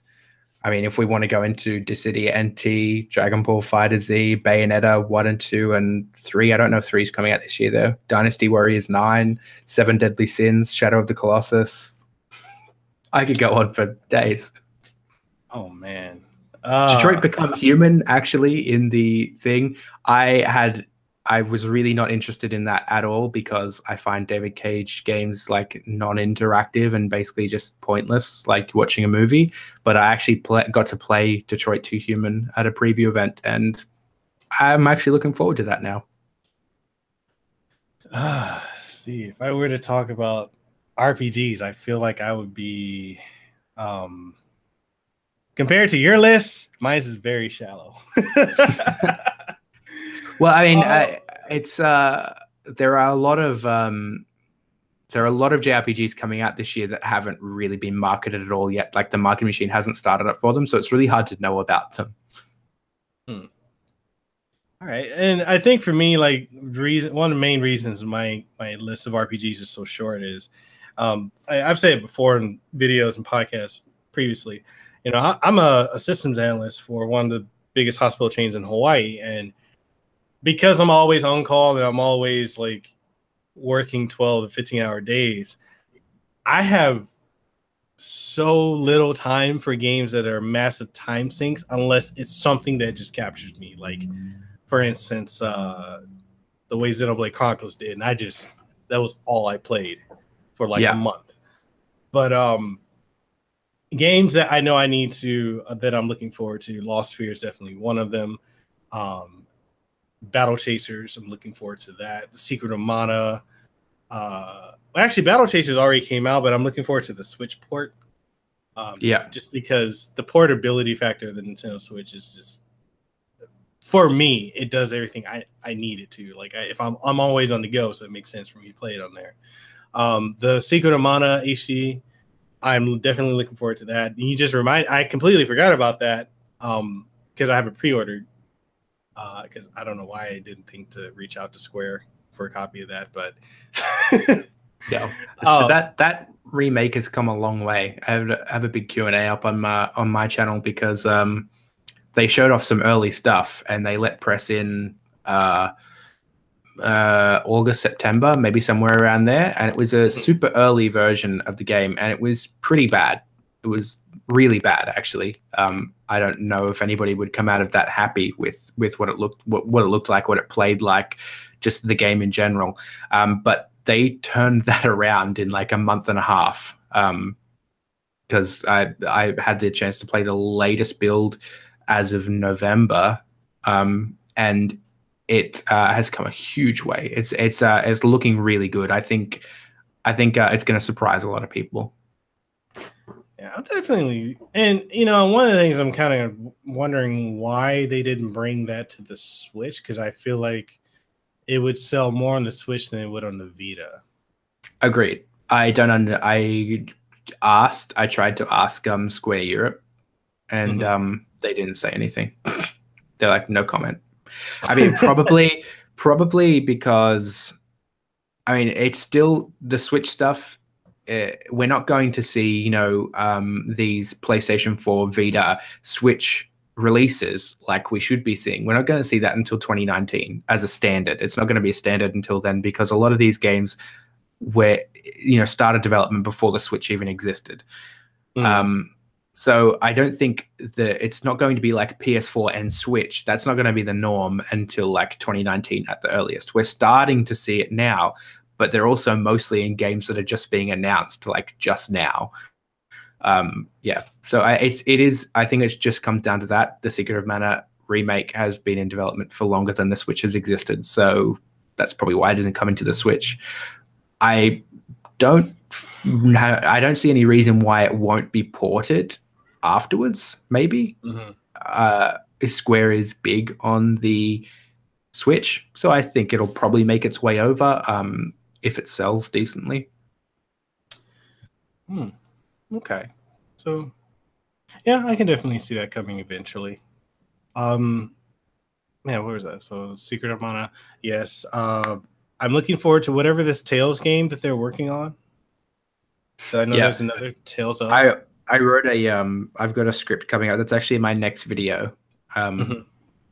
It's I won't spoil my own video.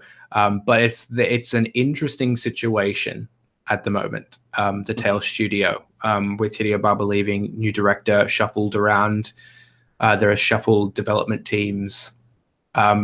It's possibly not the series is. I don't know how to say this. It might not be what people are expecting. The Switch game, I don't think, is going to be a port, and I don't think it's going to be a main series title.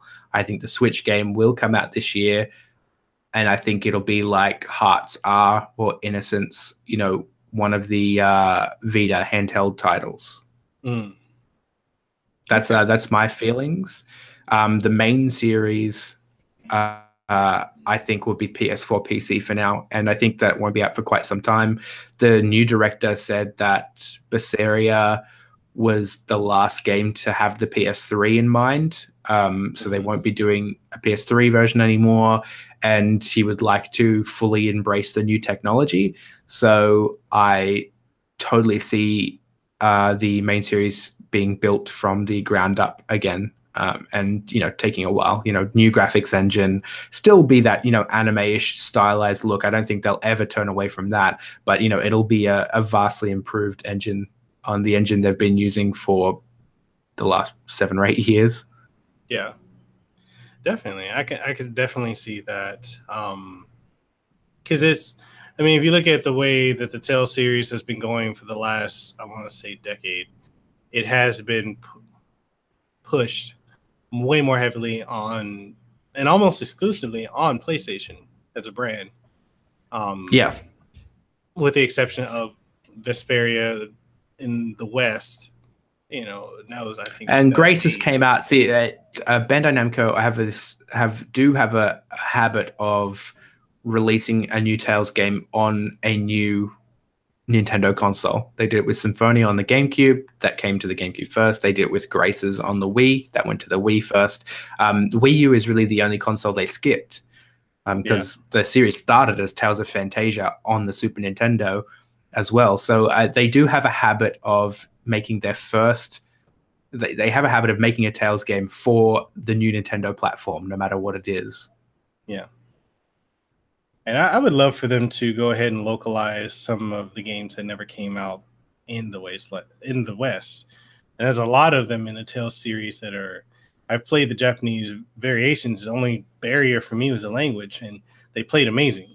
And it's Yeah, there's a really cool, there's a full fan translation for Tales of Innocence, which is it's a really cool game. It's these are handheld. Basically, there's sort of like, they're not the main series. They're like the handheld series, like Hearts are, and Innocence. That there's a whole series of games there. And really, the only one that's been localized was Hearts are, and that was after fans really, really asked for it, and it sold like crap, which is a shame. And it, the good thing about the Switch being a handheld, though, and if that type of series continues on the Switch, is that Nintendo is heavily involved with all that stuff, and it's more than likely we will see those titles localized from now on, rather than them coming out on the Vita and Sony not giving two shits about that console. Very, very true. What I'm really looking forward to, though, is seeing what more of a Project Prelude Rune, which is the series that Hideo Baba is working on at Square. I really want to. We're in a time now where we're essentially going to get two Tales series at the same time. Hideo Baba was listed as a producer on the Tales series, but he basically was the face of the Tales series. He was the most heavily involved with the series and with the fans. And so I'm really, really excited to see what he comes up with at Square, where he probably has like an unlimited budget and resources, whereas Bandai Namco give the Tales studio relatively little budget and resources. So it'll be interesting to see the two series coexist. I'm actually quite excited to see them. Oh man, I'm gonna keep my ear to the ground, and I'm gonna keep watching your channel to just make sure I stay informed on that, because I'm looking forward. That is still, and since that announcement, we haven't heard or seen a single thing from Prelude Rune. We've got like 3 screenshots, concept concept art or something. I think that's it. But he took Hideo when they announced that, Hideo took a jab at Tales of Vesperia, because everyone was like, it's so dark, which I still don't agree with, but they're like, it's such a dark game, like it's a new thing for Tales, and Hideo Baba was like, we're gonna focus on the wholesome and like nice things. So obviously he wants to make traditional Tales, and I think Tales will begin transitioning, or begin, just I don't know, changing a little. Obviously, new director, a large chunk of the development team shuffled around. It's going to be different, but it's still going to be Tales. Yeah, man, I'm definitely looking forward to that. I guess since we really only have one topic and then the open forum, unless you have anything else in mind. That my list of 2018 is just huge, but I think I covered all of that. I think I need to go back to the drawing board on mine and just really look at what's coming out, because I'm still reeling from 2017. So yeah, it was going to be hard to top 2017, but 2018 is making a good start. Very, very true. I'm hoping for another Star Ocean game. I would love to see another one. Square is crazy enough to take that risk after the last one. And they just re-released one too. They re-released 4. Yeah. So I totally see there being another one. I don't necessarily know whether Square will let that studio just do it by themselves. Square might be a little bit more involved. But that's probably just going to be a good thing. So we'll see. All right. So final topic. Your favorite game or games of all time, and why? Final Fantasy IX, Tales of Exilia, /Symphonia, and Xenoblade Chronicles X. All for Xenoblade Chronicles X is on there because I think it's the best open world game ever made, and it's what an open world game should be. So that's why it's one of my favorite games of all time, because it's my favorite open world game of all time. Final Fantasy IX, because I think that it's just such a good game. It's timeless. I think the story is fantastic. I think the characters there, the way that the story is told too, like where you're looking at it from different characters' perspectives all the time, and the team split up. And I think that kind of storytelling is just it kicked off that kind of storytelling. So I really appreciate Final Fantasy IX for everything it does. I think it's the best Final Fantasy. I love the battle system. I love the characters. And Tales of Exilia and Symphonia, I just love the Tales series. I love the stories they tell. I loved Exilia. I love Symphonia for the story, the characters. I think Tales is hugely underappreciated for story in terms of JRPGs. People look elsewhere, but I think Tales is up there with some of the best JRPG stories ever done. Yeah, I agree with you. I feel like a lot of people kind of write it off as it's an anime kid game, and then they'll be like, oh, it's too cliche and blah blah blah blah blah, and like the funny thing, when a lot of the mainstream was like, wow, Vesperia, Tales is so dark now, like with Vesperia. Like, guys, have you ever played Symphonia? It deals with like literally human ranches and slavery and human sacrifice, and the entire Tales series constantly deals with incredibly heavy themes. I don't think Vesperia was that much of a tangent from anything we've seen before. I agree. I definitely agree. My top games. Oh goodness. Okay.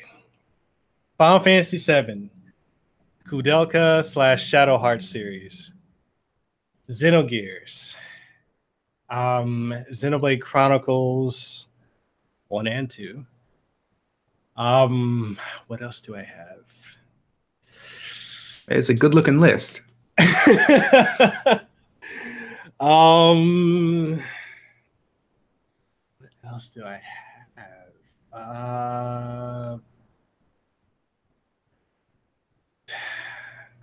See, you've already mentioned the Tales games that I would put in my top list. I'm not going to repeat those.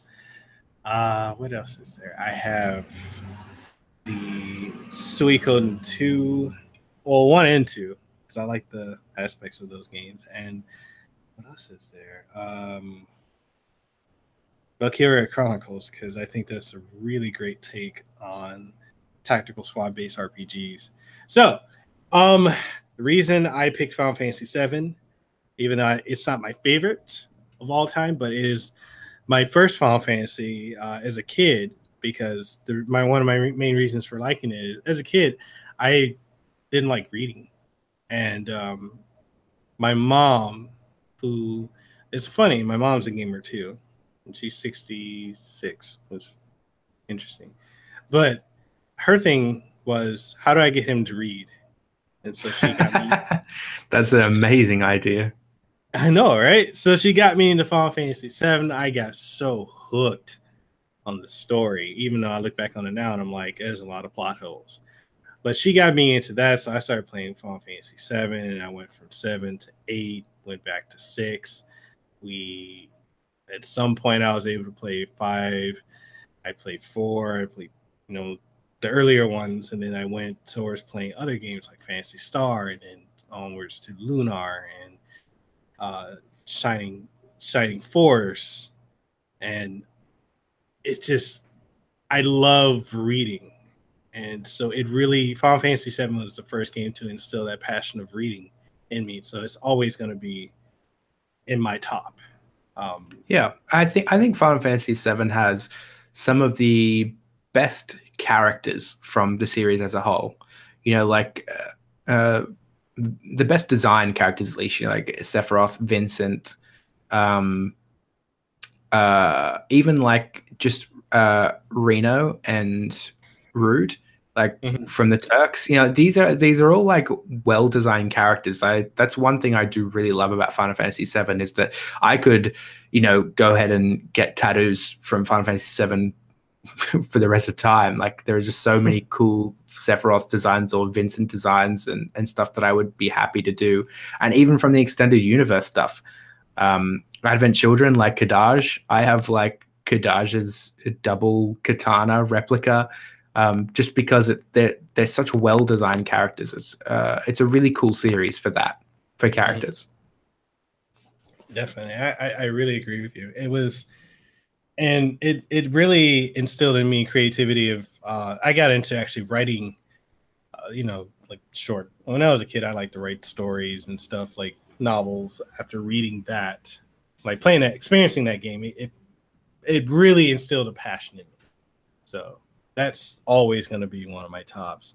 The Koudelka Shadow Heart series, because it came out in a time where we were transitioning away from JRPGs, and I believe the first one, Koudelka, actually came out on the original PlayStation, I believe in 99 or 2000, and then that was the predecessor to the Shadow Heart series, and I really thought that was a great series, combat-wise, story, artistically as well. Although I believe the last one, A New World or A New Covenant, was a drastic shift away from the darker tone of the other games. I just really, it left an impression on me. I was like, wow, this is really unique story, gameplay, aesthetics. So yeah, I would love to see that series come back. As far as Suikoden 1 and 2, preferably 2, I feel like 2 was the pinnacle of the series. I think that's the general consensus too. Yeah, like I loved the narrative of two friends ended up on two sides of warring factions, and how events can shape, like one single event can shape two different individuals in drastically different ways. And I loved the narrative of that, and it was something that has not often, in my opinion, been replicated enough. So that was definitely something that that left an impression on me. I feel like I need to go back and do a let's play of that. What was the other game I named? Damn, I forgot already. Xenogears? Xenosaga, one of the two. Xenogears. Okay, so Xenogears is funny because I played that that was the last game I played before Xenoblade Chronicles X. I played Saga. I played the Saga trilogy. I played Xenoblade Chronicles 1. I played, and then I ended up going back and playing Gears because everyone's like, "Oh, it's the best one." I played that back in 2015, and I'll say this: it really started off incredibly slow. I had to force myself to play through it because it was very, very slow. But when it picked up, oh my God, it picked up. And the fact that it went into, Jungian psychology and, Marxism, the basically like using terms and in a way you could think of it as a space opera sequel to the Bible. The same thing with Xenosaga. It just, the philosophical, the religious undertones, the psychological aspects of, dissociative disorder, like that game from 1998, I still have not to this day played a game that has touched me and impacted me in such a way as Xenogears. I'm passionate about that. And it truly showed me that Tetsuya Takahashi is a brilliant writer. Him and his wife Soria Saga. And man, yeah, Takahashi is one of the most underrated, I think, just because Nintendo obviously saw something and said, "Hey, we're gonna buy you."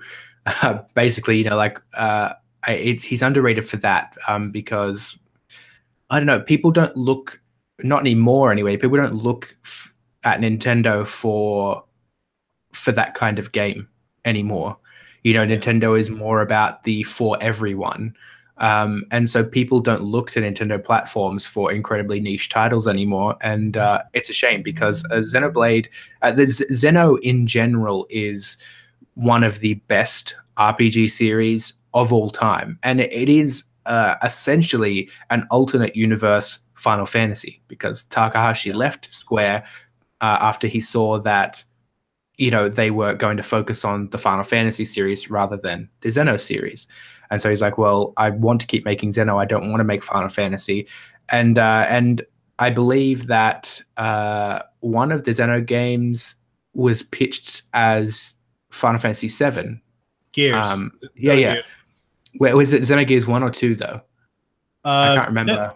Just one, because Xenogears, they only made Xenogears, and then they cut funding on disc 2.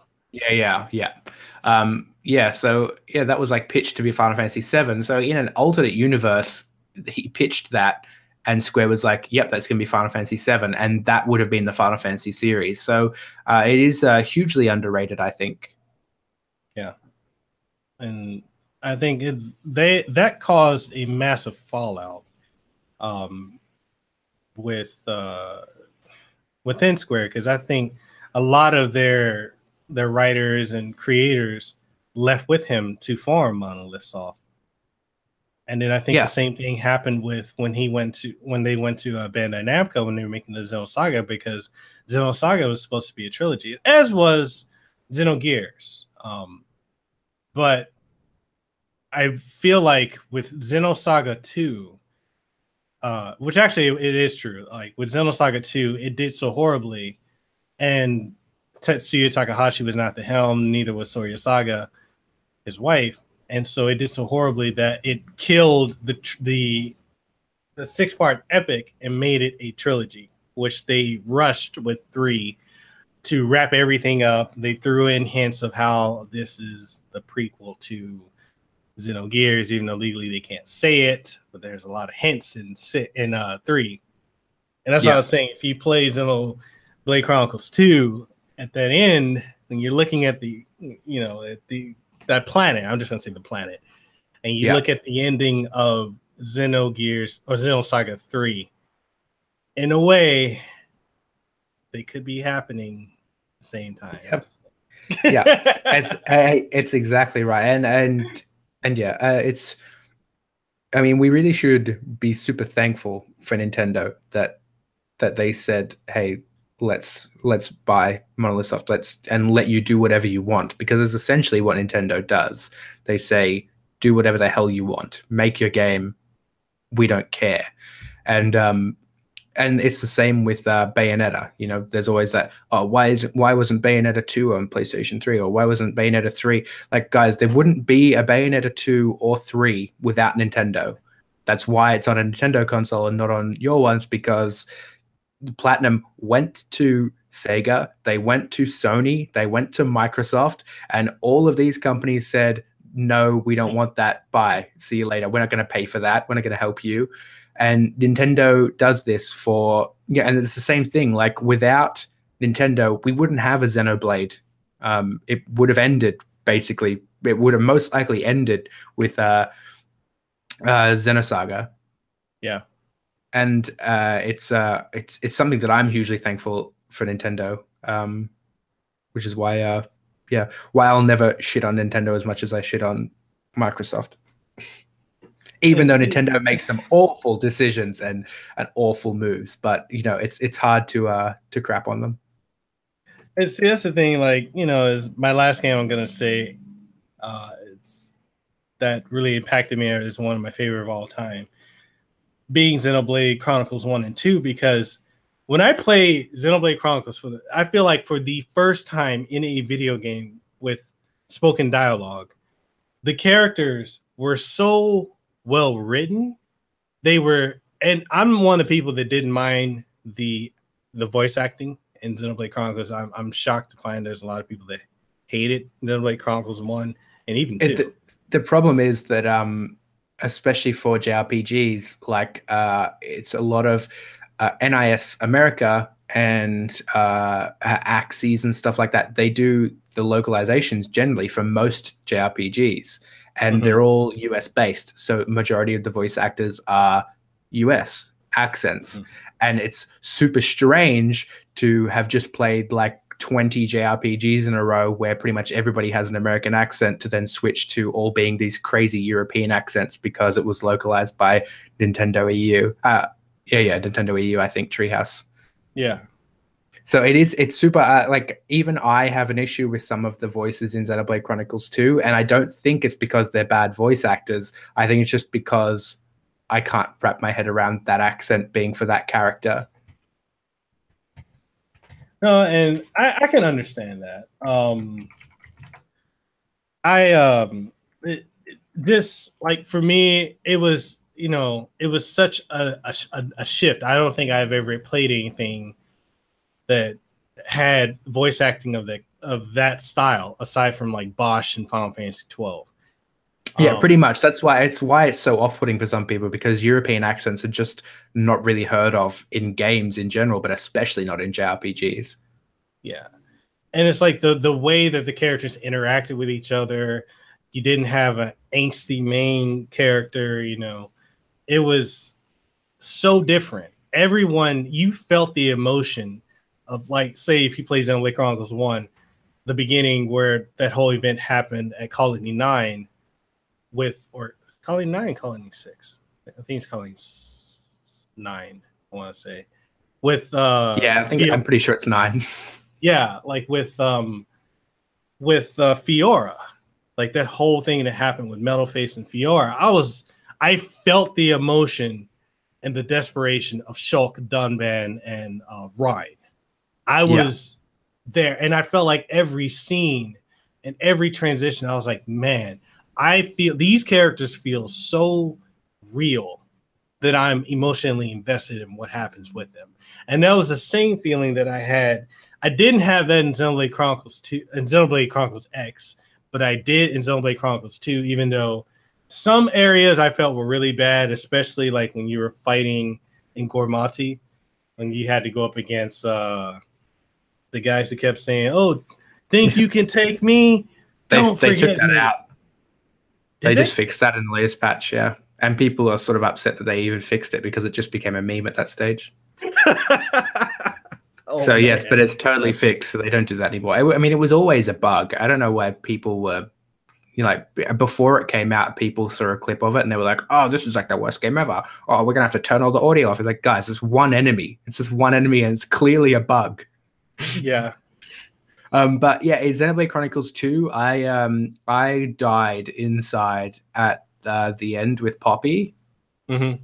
I won't ruin anything, but like, you know, when Rex is like asking her, and I was dying, and so I was like, oh my god, I've never cried at a video game. I just don't cry often. But I was so close. That was the closest I've ever come to actually weeping like a baby. Dude, like when I got to that point, because my wife and I were playing it at the same time. She's actually still playing it. I think she's on chapter 6. But she would watch me just because I would play it so much more. She would watch the cutscenes with me. That scene with Poppy, when I say we both were in tears. Yeah, dude. I was like, this is heartbreaking. Like, it's crazy, and like it's a robot thing. Like, it's, you know, like I shouldn't feel emotions about this, but you just do because it is so well written. Takahashi is brilliant. He is, man. But yeah, that's just about it for me. I know some people in the comment section have brought up, Shinobu's brought up a couple rare RPGs like Rhapsody, A Musical Adventure. He brought up Wild Arms and Grandia. Those are excellent games. I'm not trying to discredit them in any way. I love Grandia. I've played 1, 2, and 3. 3 was I recommend Grandia in a video at one stage. Yeah, but it is going back. Like I was super young when the PlayStation 1 was like the big thing. Like and you know, I didn't even have a PlayStation 1 for a majority of its life cycle because I was so young. So it is hard for me to know about super niche RPGs, especially from the PS1 era, but I always try. Like I'm always searching for things to go back and play. So yeah, it's definitely a couple I have to check out. Yeah, definitely. Especially if anything, I would say play Grandia 2. I love that game. And if you get to, like, the main character is an asshole for the bulk of the game. You don't understand why. Then they had the big reveal as to why he's the way he is. Then there's a very, very, very heartbreaking moment that almost brought me to tears. And it's just, Grandia 2 is one of the greatest RPGs I've ever played. I highly recommend that. Grandia 1 is amazing. Grandia 3, about that. Wild Arms is a great series too. I liked the first one. I did not like the second one. Wild Arms has been on my list for so very, very long. It's there. It's just I have to get round to playing it sometime. But it's like, as you've already seen my list for 2018, it's like, where do I even fit in old games? Like, where do I even fit in my backlog? Definitely. I think, I would actually love to have you on another podcast. And I think we should invite Pelvic Gaming, because she has I like her channel. Yeah. Pelvic is so good. She has such good opinions. I mean, she rips on me all the time for liking Xenoblade Chronicles X. Mm-hmm. But I don't know. It's because both her and Shintai, do you know Shintai? Yeah, Shintai, I'm a big fan of his too. Yeah, both because they both obviously played Xenoblade Chronicles 1, and then we're expecting that same like really story and character heavy focus in Xenoblade Chronicles X, and it obviously did not meet their expectations. I think that taints the view of what Xenoblade Chronicles X is for a lot of people, because it's not Xenoblade Chronicles. Maybe they should have dropped the Chronicles part and give it a second name or something, but it is, Takahashi did say that it's the game that he always wanted to make back on the PlayStation 1 and PlayStation 2, that sort of the earlier eras. It's the game he always wanted to make, with mechs and a giant world that you could explore. And so there's labor of love. And I think when you look at it from an open world games perspective, it's an incredible, incredible game. Yeah, and that's one of the things too. I noticed, like when I watch both their reviews, and I agree, it does kind of taint for a lot of people who probably never even touched it or were thinking about it, because to understand Xenoblade Chronicles X, you would have to have played Gears. Xenoblade Chronicles X is the closest to Xenogears out of any of the Xeno games, even Xenosaga, because if you look at the fact of Xenogears was pretty much at a point you could travel anywhere in the world. It was a very heavy focus on mechs, exploration, and what is actually going on in the world, and the realization. Like, I'm not trying to really spoil it for anybody, but at this point, Xenogears has been out for over 20 years. Yeah. I mean, I get annoyed when people yell at me for spoilers for Xenoblade Chronicles 2, like when I accidentally show a character in a video or something. It's like, well, how do you expect me to make content for this? It's been out for like a month and a half. But like, if you play Xenogears, it really, like, the themes between Xenogears and Xenoblade Chronicles X, they're so similar, because the realization, one, you're not really human. Yeah. And I'm I can totally see, like, I'm not saying that Xenoblade Chronicles X is a flawless game or even one of the best games ever made or anything like that, because it definitely has story shortfalls. And I play JRPGs mainly for story, so I can totally understand people's disappointment. But as far as like open world games go, it's the best open world game ever made, in my opinion. No, I fully agree with you. Yeah. But it really does, like, it calls back, like, the scales, or the dolls, as they call them in Japan, are clearly influenced by Gears from Xenogears. And there's so much from Gears that's in Chronicles X that if you play Gears, you can appreciate X significantly more. And I agree that coming from Chronicles, and especially for a lot of people, that was their first Xeno game, that was hard to follow up with X. But Tetsuya Takahashi did say, for leading up to it, that this is not Chronicles. Yeah, this is the exploration focus game, not the not the story-focused game. He did stress that. And after Xenoblade Chronicles 2 come out, and actually before that, he sort of alluded to a couple of times that that's how the series is going to go, as in they're going to go one story focus, one exploration focus, one story focus, one exploration focus. So I think the next thing we can look forward to is probably a Xenoblade Chronicles X2 that actually, you know, does more with that story, because anybody who's seen the ending of that is definitely thinking, what the hell is going on? Man. Like, yeah. And then when it ends with that caption, this story never truly ends, I was like, wow.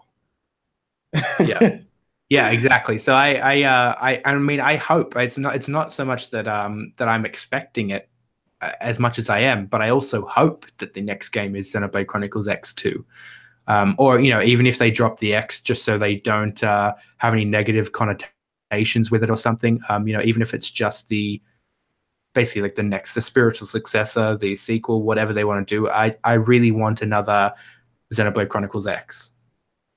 Yeah, I think if anything, they should just call it Xeno 2 or just X2, like, because there's going to become a point where if you're running dual series with the same name, it's going to start confusing people, unless they're going to get to a point where they actually officially cross the two over and say, hey, this is part of the same lore. Yeah, exactly. Yes, if because it could be, I would say, like, with he's good enough at writing, he can come up with creative ways to tie it in. But if you know, he's shifted gears and he decided he doesn't want to tie it in anymore, I think just calling it Xenoblade X is fine. You know, like, have the Xenoblade X series and the Xenoblade Chronicles series. So the next title will be Xenoblade X, because they probably won't go X2. They'll probably just start with X. Have that line, have the Xenoblade Chronicles line, so the next Xenoblade Chronicles game is Xenoblade Chronicles 3. Or, you know, they might just shift it all together and drop Chronicles and X and even Blade. They'll call it Xeno something else. Yeah, or at some point, Nintendo may cough up the money to Square and to Bandai Namco and be like, hey, we want the rights to Xenosaga and Xenogears. Yeah, exactly. And, you know, with... It's that's not out of the realm of possibility, especially for Square, since Square and Nintendo have such a close relationship. Especially with the general good reception for Xenoblade Chronicles 2 and how well it sold, especially in Japan, it certainly wouldn't surprise me if Square thought, hey, at least maybe we should do a HD remake and re-release. If not, yes, decide to release the rights and let Monolith Soft do their thing. Definitely. And also bring back as another series I'd love to see, and we spoke about it earlier, Baten Kaitos collection. Yes. The problem with Baten Kaitos is that there were so many developers involved with that. The rights are all over the place. Yeah. Tri-Ace, Tri-Crescendo, Monolith Soft, Bandai or Namco, one of them that was before their merger. So it's I don't even know who owns that series. I'm pretty sure it's Bandai Namco, but then I'm sure there are parts of it that aren't owned by Bandai Namco, if that's even possible. There are like licensed parts in them that are owned by different companies. It sounds like what's the company that did the Soul Blazer trilogy on the Super Nintendo? Like, that company went out of business, and then you had the Alundra series came out, and oh God. Yeah, it's like when licensing issues become a problem when you have so many different hands in the pot. It's just, yeah. Yeah, it's the reason why Crisis Core and the PSP Kingdom Hearts game were never released on the PlayStation Vita store to buy digitally. It's because of some crazy convoluted licensing issues with both of those games. Oh, I didn't know that. Yeah, the only way you could get Crisis Core at one point, when they were doing like the bring in your UMD thing, and like we like put it digitally on your PSP Go console or something like that, and then there was like some really convoluted way to get it onto your Vita, maybe, I think. But yeah, it's never just been released on the store because of some crazy licensing issues, which is a shame, because It's actually a really damn good game. Definitely. I guess we can go ahead and we at the end here we can go ahead and wrap it up with Q&A. Let's see, we got one question already from Liquid Metal. He says, what about a Chrono Trigger Part 2 for Switch? Yeah, it'll never be done. I think Square is just done with Chrono, and I don't know why. Chrono Cross, I guess, wasn't that well received. But for some reason, some of these companies just decide to drop a series and never touch it again. And I think that's where Square is at with Chrono. I don't think they'll ever go back to it. I mean, it would be amazing. I would love it. But I don't ever see it happening. Well, I fully agree with you too. And I feel like a lot of people, if you look at Chrono Cross, you know, like you said, it did not really meet expectations. It didn't, I don't think it sold very well. No, I think it sold really poorly. Yeah. And I feel like a lot of people, when they looked at why am I still? When they were looking at Chrono Cross, you know, they were expecting it to be like Chrono Trigger because they were expecting Kira Toriyama style art. They're expecting the campy story that just kept going and going and going. Because I felt like with Chrono Trigger, it was such a great game that just kept going, and you just wanted to know what happened. Yeah. But if you think about it, there was technically a sequel to it called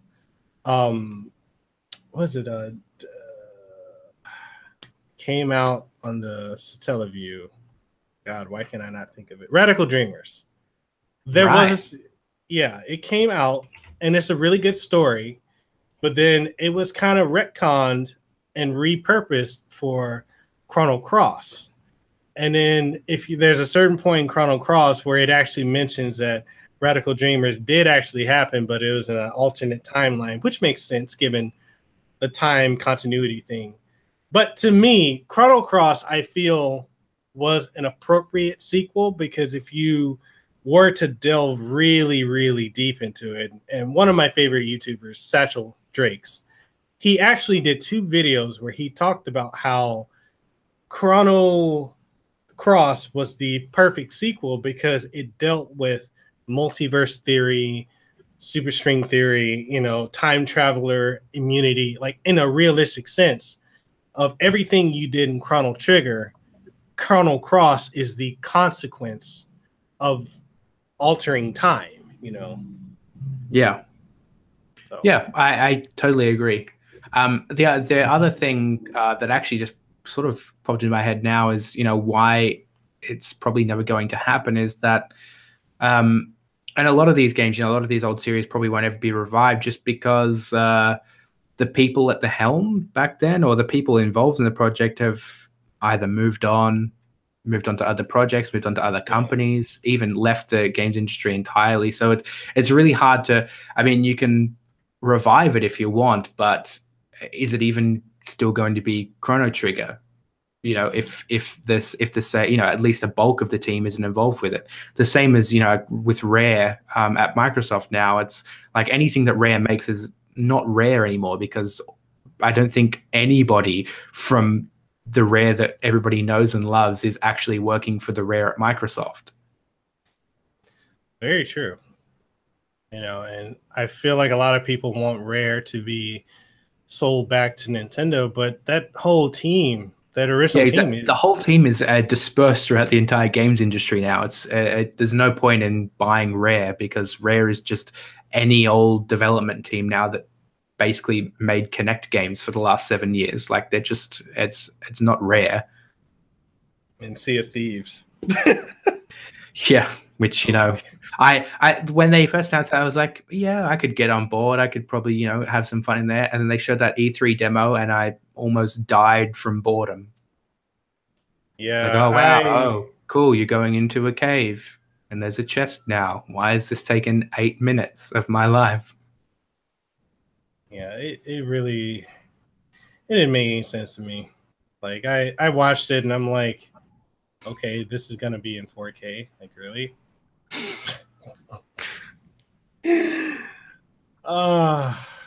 Okay, so Power Level Amy has a joke question, and I know her. She's funny. She's very satirical.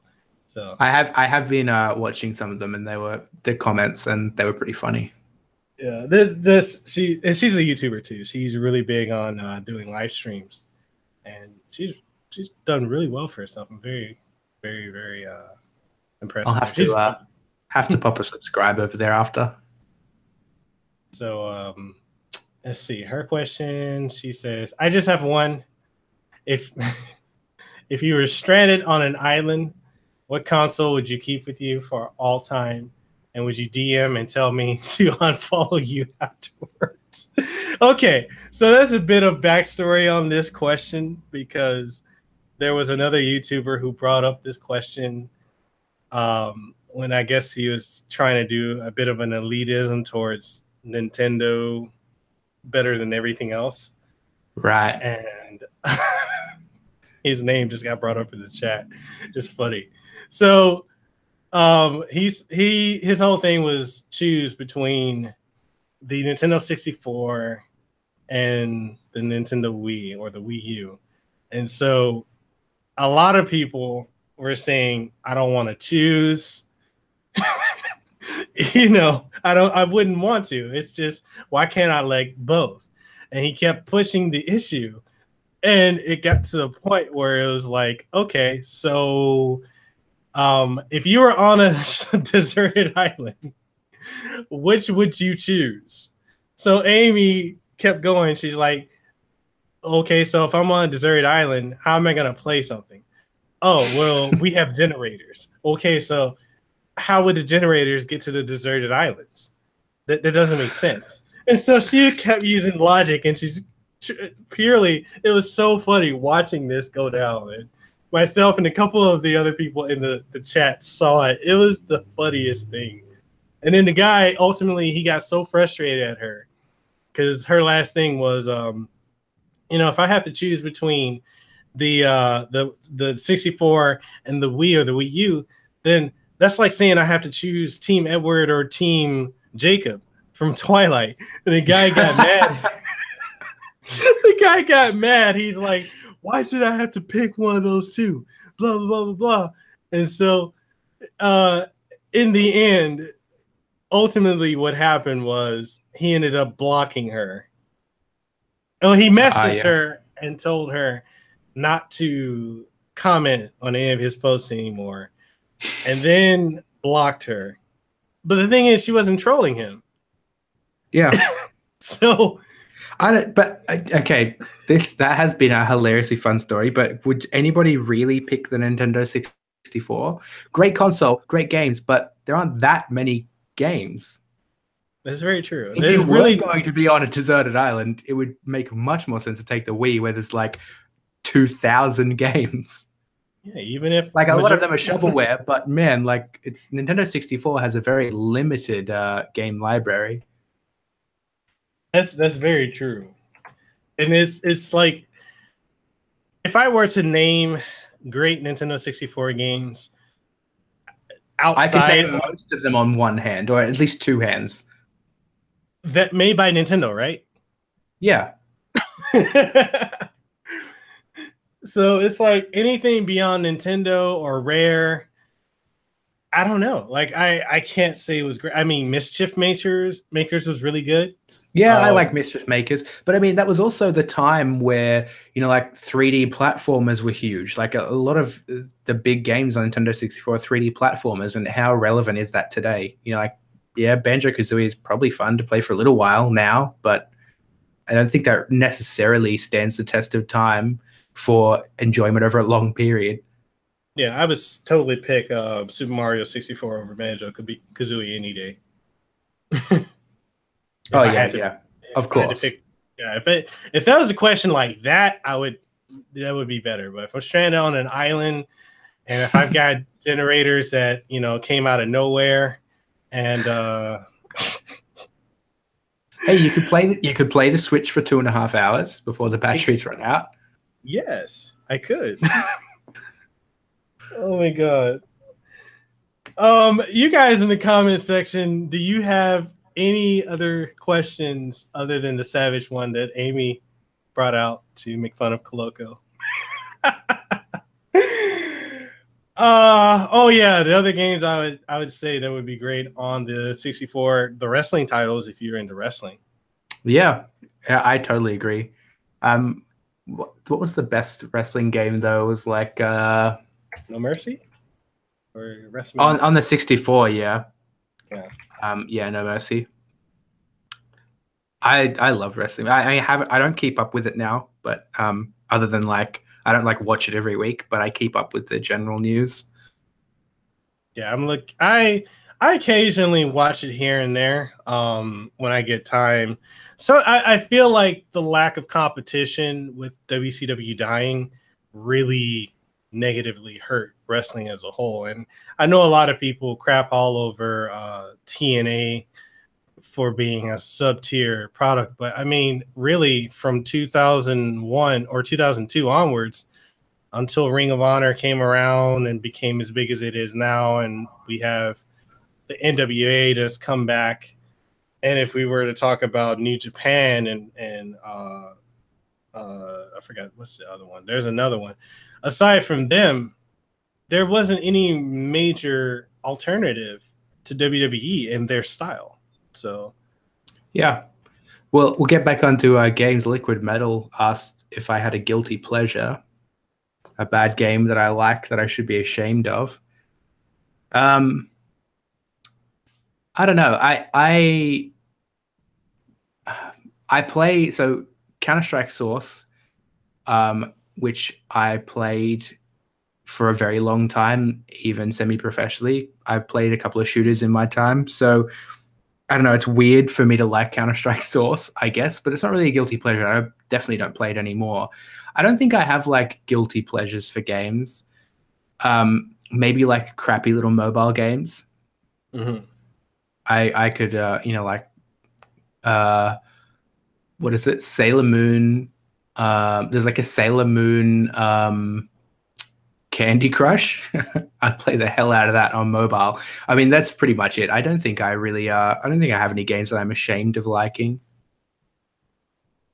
Yeah, I don't think I have any either. Like, I'll be the first to say that Dead or Alive Extreme Beach Volleyball, 3. Oh yeah, I mean, I love all those like anime titty games, like Senran Kagura and stuff. But I'm not ashamed to admit that. No, not at all. I mean, the aesthetics of the gameplay. I mean, it's so I can't pay attention to the gameplay because the 3D physics. Those jiggle physics. I mean, that I have to really thank Tobunobu Itagaki for coming up with the realistic jiggle. Yeah. Yeah, well, do you know the Senran Kagura series, which is like on the highest end of fan service nowadays? The main artist is a woman, and every time one comes out here over in the state, like over in the West, they're just like, "Oh, this game is like objectifying women. It's sexist." Like the woman, the Japanese woman who does all the art for this is like, I just like drawing girls. Like I just like drawing like big, beautiful, jiggly, disproportionate girls. The same thing with Xenoblade Chronicles 2. They did the same exact thing. Yeah, yeah. The main artist was an ex-hentai artist.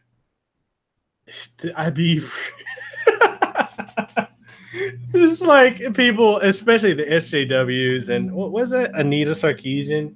Yeah, losing her mind. Oh my god! Like, ugh. And for real, like the Xenoblade Chronicles 2, like, are we really going to complain about Pyra, who is pretty much covered from head to toe except for some booty shorts? Right. It's not even that revealing. I don't even understand why there was a Mithra is, yes, she's showing massive cleavage. She's got a really short skirt on, but man, Pyra is basically fully clothed from head to toe, besides a portion of her thighs. Exactly. Mithra, I was like, man, she's my guilty pleasure. If I had to choose between Mithra is definitely the better of the two. Like when it got to the point in I think it was chapter 8 or chapter 9? I think it was chapter 9 when you had to pick. I was like, why? Why I gotta pick? I Like, picked Mithra straight away. I didn't even give it a second thought. Dude, I had some internal conflict. I had to go to Twitter and make a poll. Well, Shadow Elite, the JRPG Gold. Yeah. Yeah, he picked Pyra straight away, and he was like, "There's no question." I'm like, "Of course, there's a question because Pyra's the wrong choice." Man, I'll take the attitude any day. Yeah, exactly. I want a girl that I know could kick my ass. Especially all those scenes when Mithra would show up in the bed with Rex. I was like, we know what she's thinking. I'm gonna destroy this little kid. I know, right? Oh my god, that's hilarious. Okay, this next question. Power Level Amy says, what is your favorite wrestler and your favorite promo? Kane, and it's not really a promo. It's like when he kept coming out on that episode of Raw and like choke slamming everyone and then doing his ring pyro and then leaving, and he did it like 5 times in one night. It's the greatest thing that's ever happened in wrestling. My favorite wrestler, I could say The Rock, and I could say that portion where it happened when he met Booker T, and he's like, "And who are you?" And he pretty much buried him on national TV. I mean, The Rock. Some of The Rock's promos. Remember, like his one with Eddie Guerrero.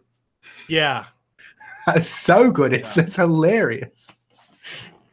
Like it's oh man. But honestly, my favorite wrestler is CM Punk. I have followed his career from the start to where he ended it. My thoughts with him, like my favorite promo from him was the promo with him and The Rock right before the Royal Rumble match, because he spoke a lot of truth about the inner works of the company, about how you don't really get anywhere unless you sell some t-shirts and some merch. Like, it makes me think how much of that really was a shoot. I think a huge amount of it was a shoot. Yeah. And I mean, the problem is that when he says, like, you don't get anywhere unless you sell a lot of merch and stuff like that, it's yes, some wrestlers will get they will get a massive push, but there are some who have been who sell a crap load of merch that don't really go anywhere. So I don't know if it's 100% true. I don't hate CM Punk, but I also don't love him, and not because of that promo. I just think he's, and this is gonna probably sound so awful for you, but I was like, I think he's a pretty mediocre wrestler in ring. He's up there with the best promo wise, but I think I never found many of his matches entertaining. His best match to me, hands down, was with Undertaker at WrestleMania 29. Yeah, that was. I'm definitely not saying he hasn't put on amazing matches, but I generally find his in-ring skills to be average. Like, if I were to have the perfect combination of a wrestler, I would take Kenny Omega's in-ring ability and CM Punk's promotional, like his promo skills, put them together. I would say, yeah, that's the perfect wrestler. Because Kenny Omega, I don't think we'll ever see him in WWE. I don't think so either. I think he's it's going to be way down the line if we ever do. Yeah. But yeah, like Kenny Omega, it'll be a Daniel Bryan all over again. It definitely will be. My 2 top favorite wrestlers right now is Kenny Omega and AJ Styles. And Finn Balor is a close third. Yeah, I'll always have a soft spot for Kane, as much as his latest work is, as far as in-ring ability goes, he's way past his prime. But even going back to his Jekyll and Hyde corporate Kane stuff, what he was doing with Seth Rollins, that was brilliant. Like, character-wise, promo-wise, I think Glenn Jacobs, obviously who plays Kate, is like such an amazing performer.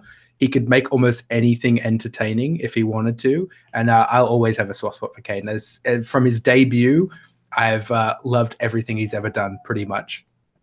Exactly, like him and Chris Jericho have the amazing ability. Chris Jericho is amazing too.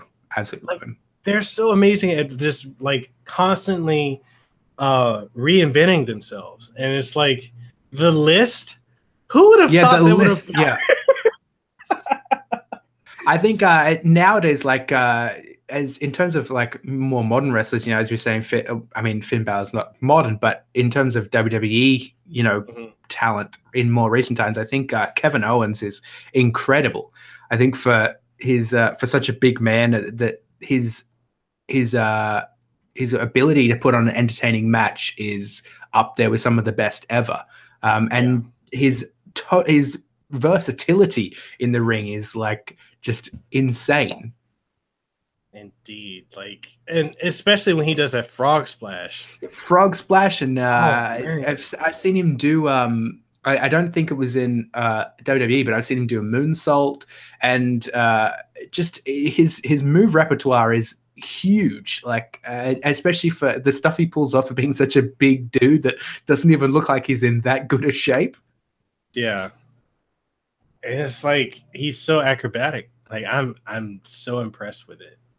Yeah, like I love some Kevin Owens, and I mean, the way that he could mess up constantly in promos and still make it entertaining and not like devalue his own character is also really great. I think he's really great on the mic.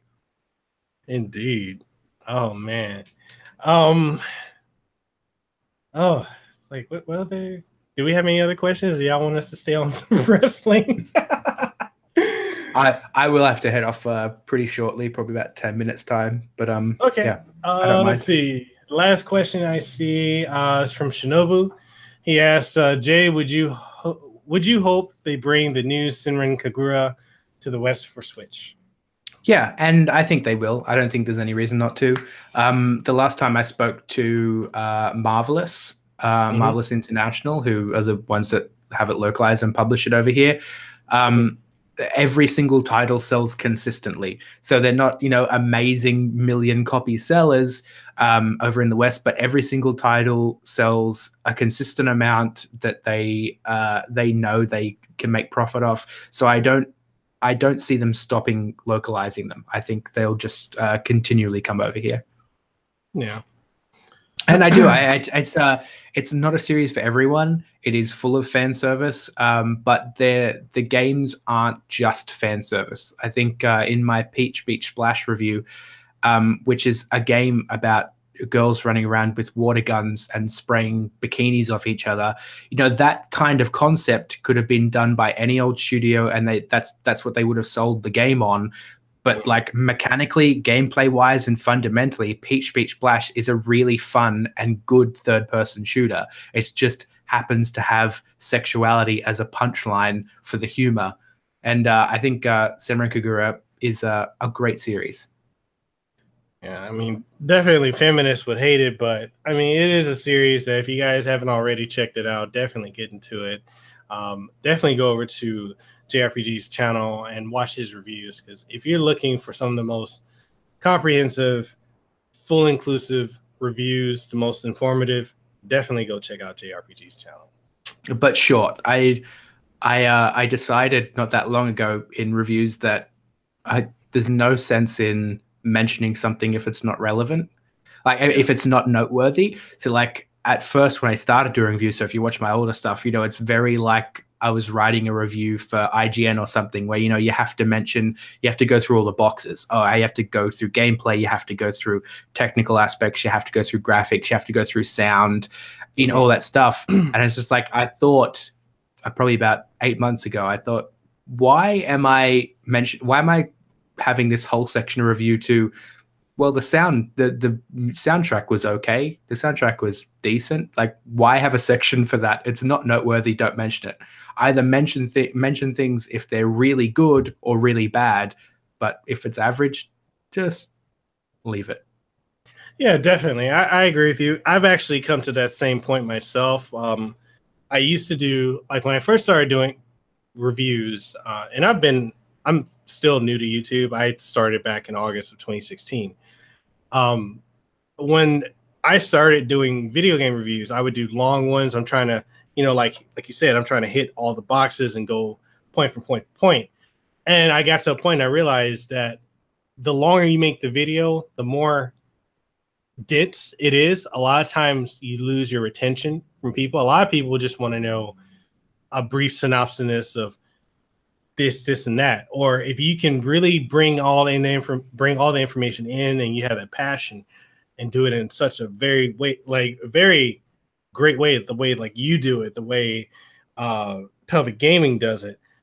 See, Pelvic does like more longer form reviews, but she does them in a really interesting way, and you can tell she's passionate about everything she talks about. Like, even if she doesn't like the game, she's passionate about doing the video. And I think that's the kind that's the kind of market, that's the kind of creator you want for a more in-depth look at games. Because, you know, sometimes I'll be scrolling through because I occasionally watch reviews on YouTube myself, and I'll scroll down, type in World of Final Fantasy review, for example. Like, mine goes for like 5.5 minutes, I think. And then when you type in World of Final Fantasy review, there's this list of things that are like 33 minutes long. And one was even like, I'm pretty sure, topping 40 minutes. And it's like, why I would never watch a review video that goes for 33 minutes. Because I don't even know what you would be talking about in a review. Like, for that kind of length, you would have to be pretty much going over the entire story, which I try and keep reviews spoiler free, because people watch reviews generally to decide whether or not to get the game, and having it spoiled for them is kind of defeating the purpose. No, I definitely agree with you. And it's funny, you mentioned a 30-minute video review. The last major video game review I did was Xenoblade Chronicles 2, which was 40+ minutes long.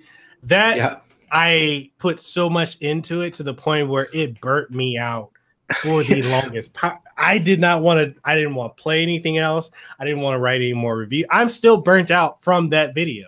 And the thing is, because I saw, other YouTubers and content creators, like I saw, people like A Big Eric and Beat 'em Up Woods and other people put out reviews, and they've only played 10 hours of the game. And I'm like, how do you go ahead?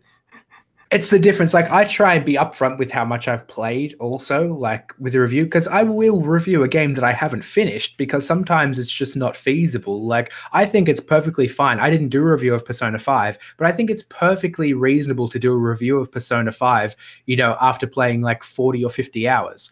You're only halfway through at that point, but I think you have some perfectly valid opinions about the gameplay story and all that kind of stuff. But there are some other examples, like playing through only path A of Nier Automata, like one website did, one major website. I can't remember, it was like GameSpot or IGN or something, but they only played path A and then they reviewed the game, and that's crazy because Nier Automata is not that kind of game. You need to play at least a couple of endings to really get the idea of how that game tells its story, because it's not normal.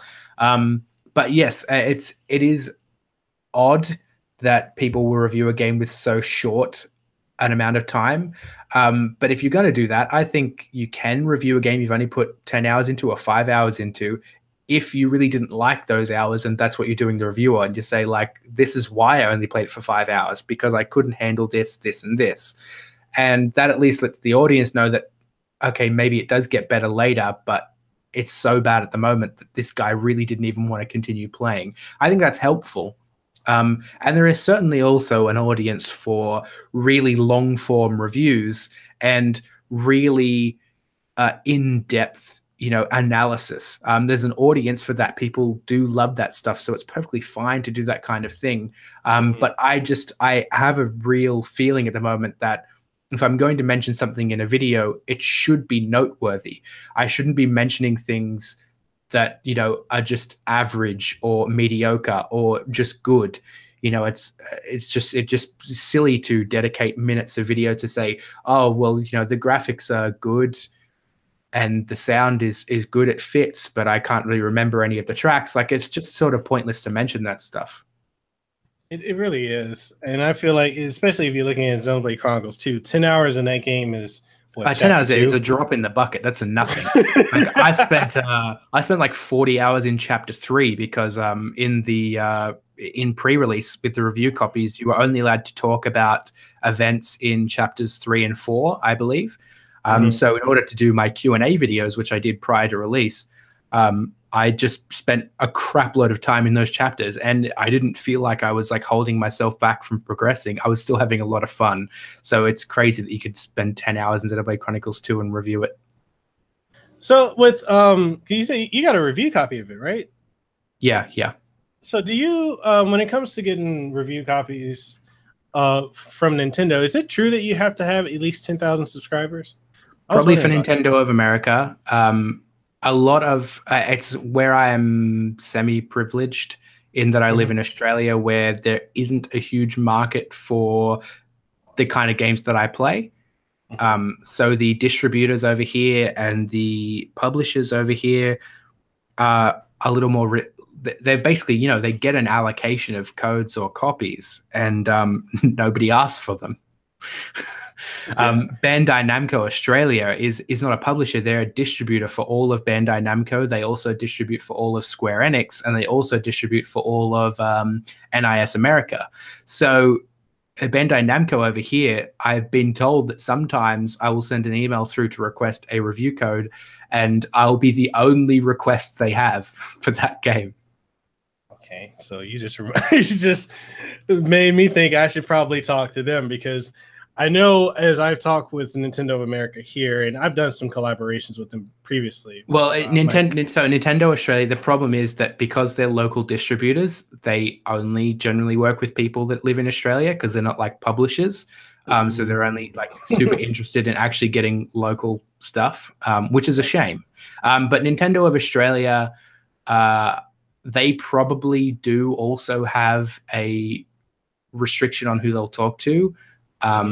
I just happened to meet the PR lovely lady by the name of Kirsty.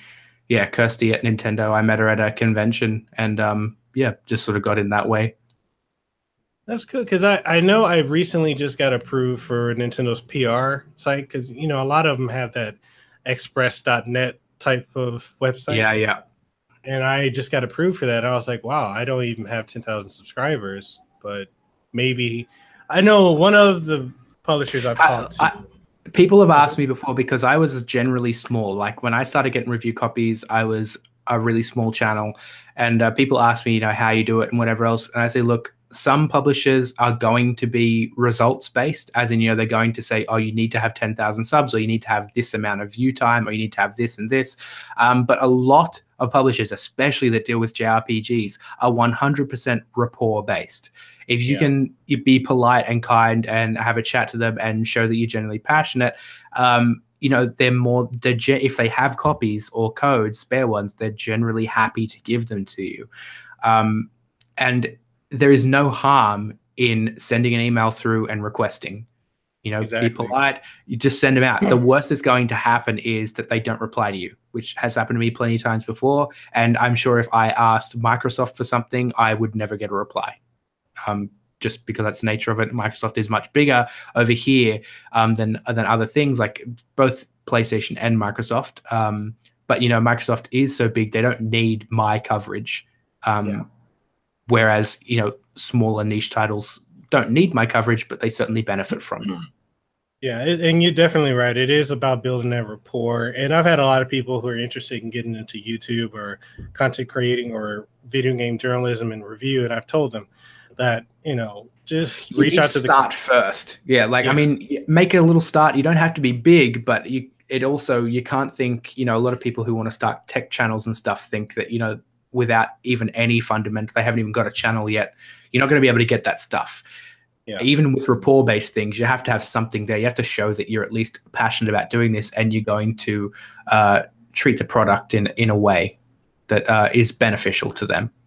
Yeah, you know, that's really how it is, and also you have to look at it from a marketing perspective. It's more cost-effective for them to, if you also have a good rapport with them, for them to have you review it. They can give you a code than it is for them to pay a PR team or a marketing team to, you know, run ads and whatnot. Oh, absolutely. Yes, absolutely. So, yeah, I mean, Yeah, Get your name out there, send emails off. Like, that's the best advice you can have. And be polite, because it's surprising. A lot of the emails that a PR person will get will be, from like IGN or something that will just say something, like, can we have 3 copies of X? And that's it. It's like a one-line thing. It's very businesslike and it's very impersonal. So to be a little more friendly, to, show a bit more passion to that kind of thing, PR people respond to that. Definitely. All right, so I guess we're going to go ahead and wrap it up. I didn't think we were going to go this long, but I have definitely enjoyed this conversation with you. This podcast has been amazing. I've enjoyed the chat section. They've been very active, very animated.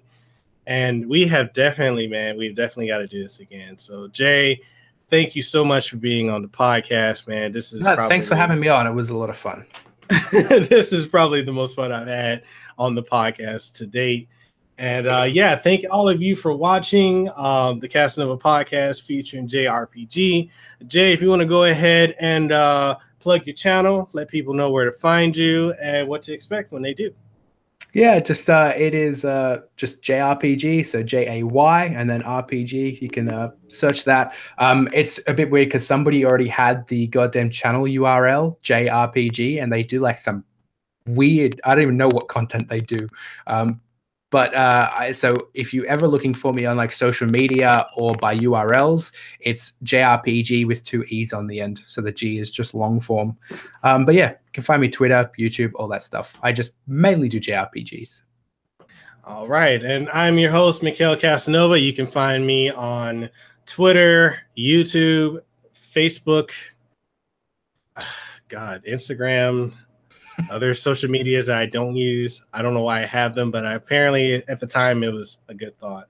And I have my own personal website where if you're looking to find anything, it's the hub for everything, including the podcast, my YouTube channel, my music, because I still do R&B albums. I still produce and whatnot. So if you guys are looking to find me, it's MekelKasanova on all social media, even on Xbox, as I paid that $10 to make that name mine, but unfortunately Sony does not want to allow us to change our names, and I'm stuck with the name I have for PSN that I had back when I was in college. So I'm still Mekel 88 or 1988. So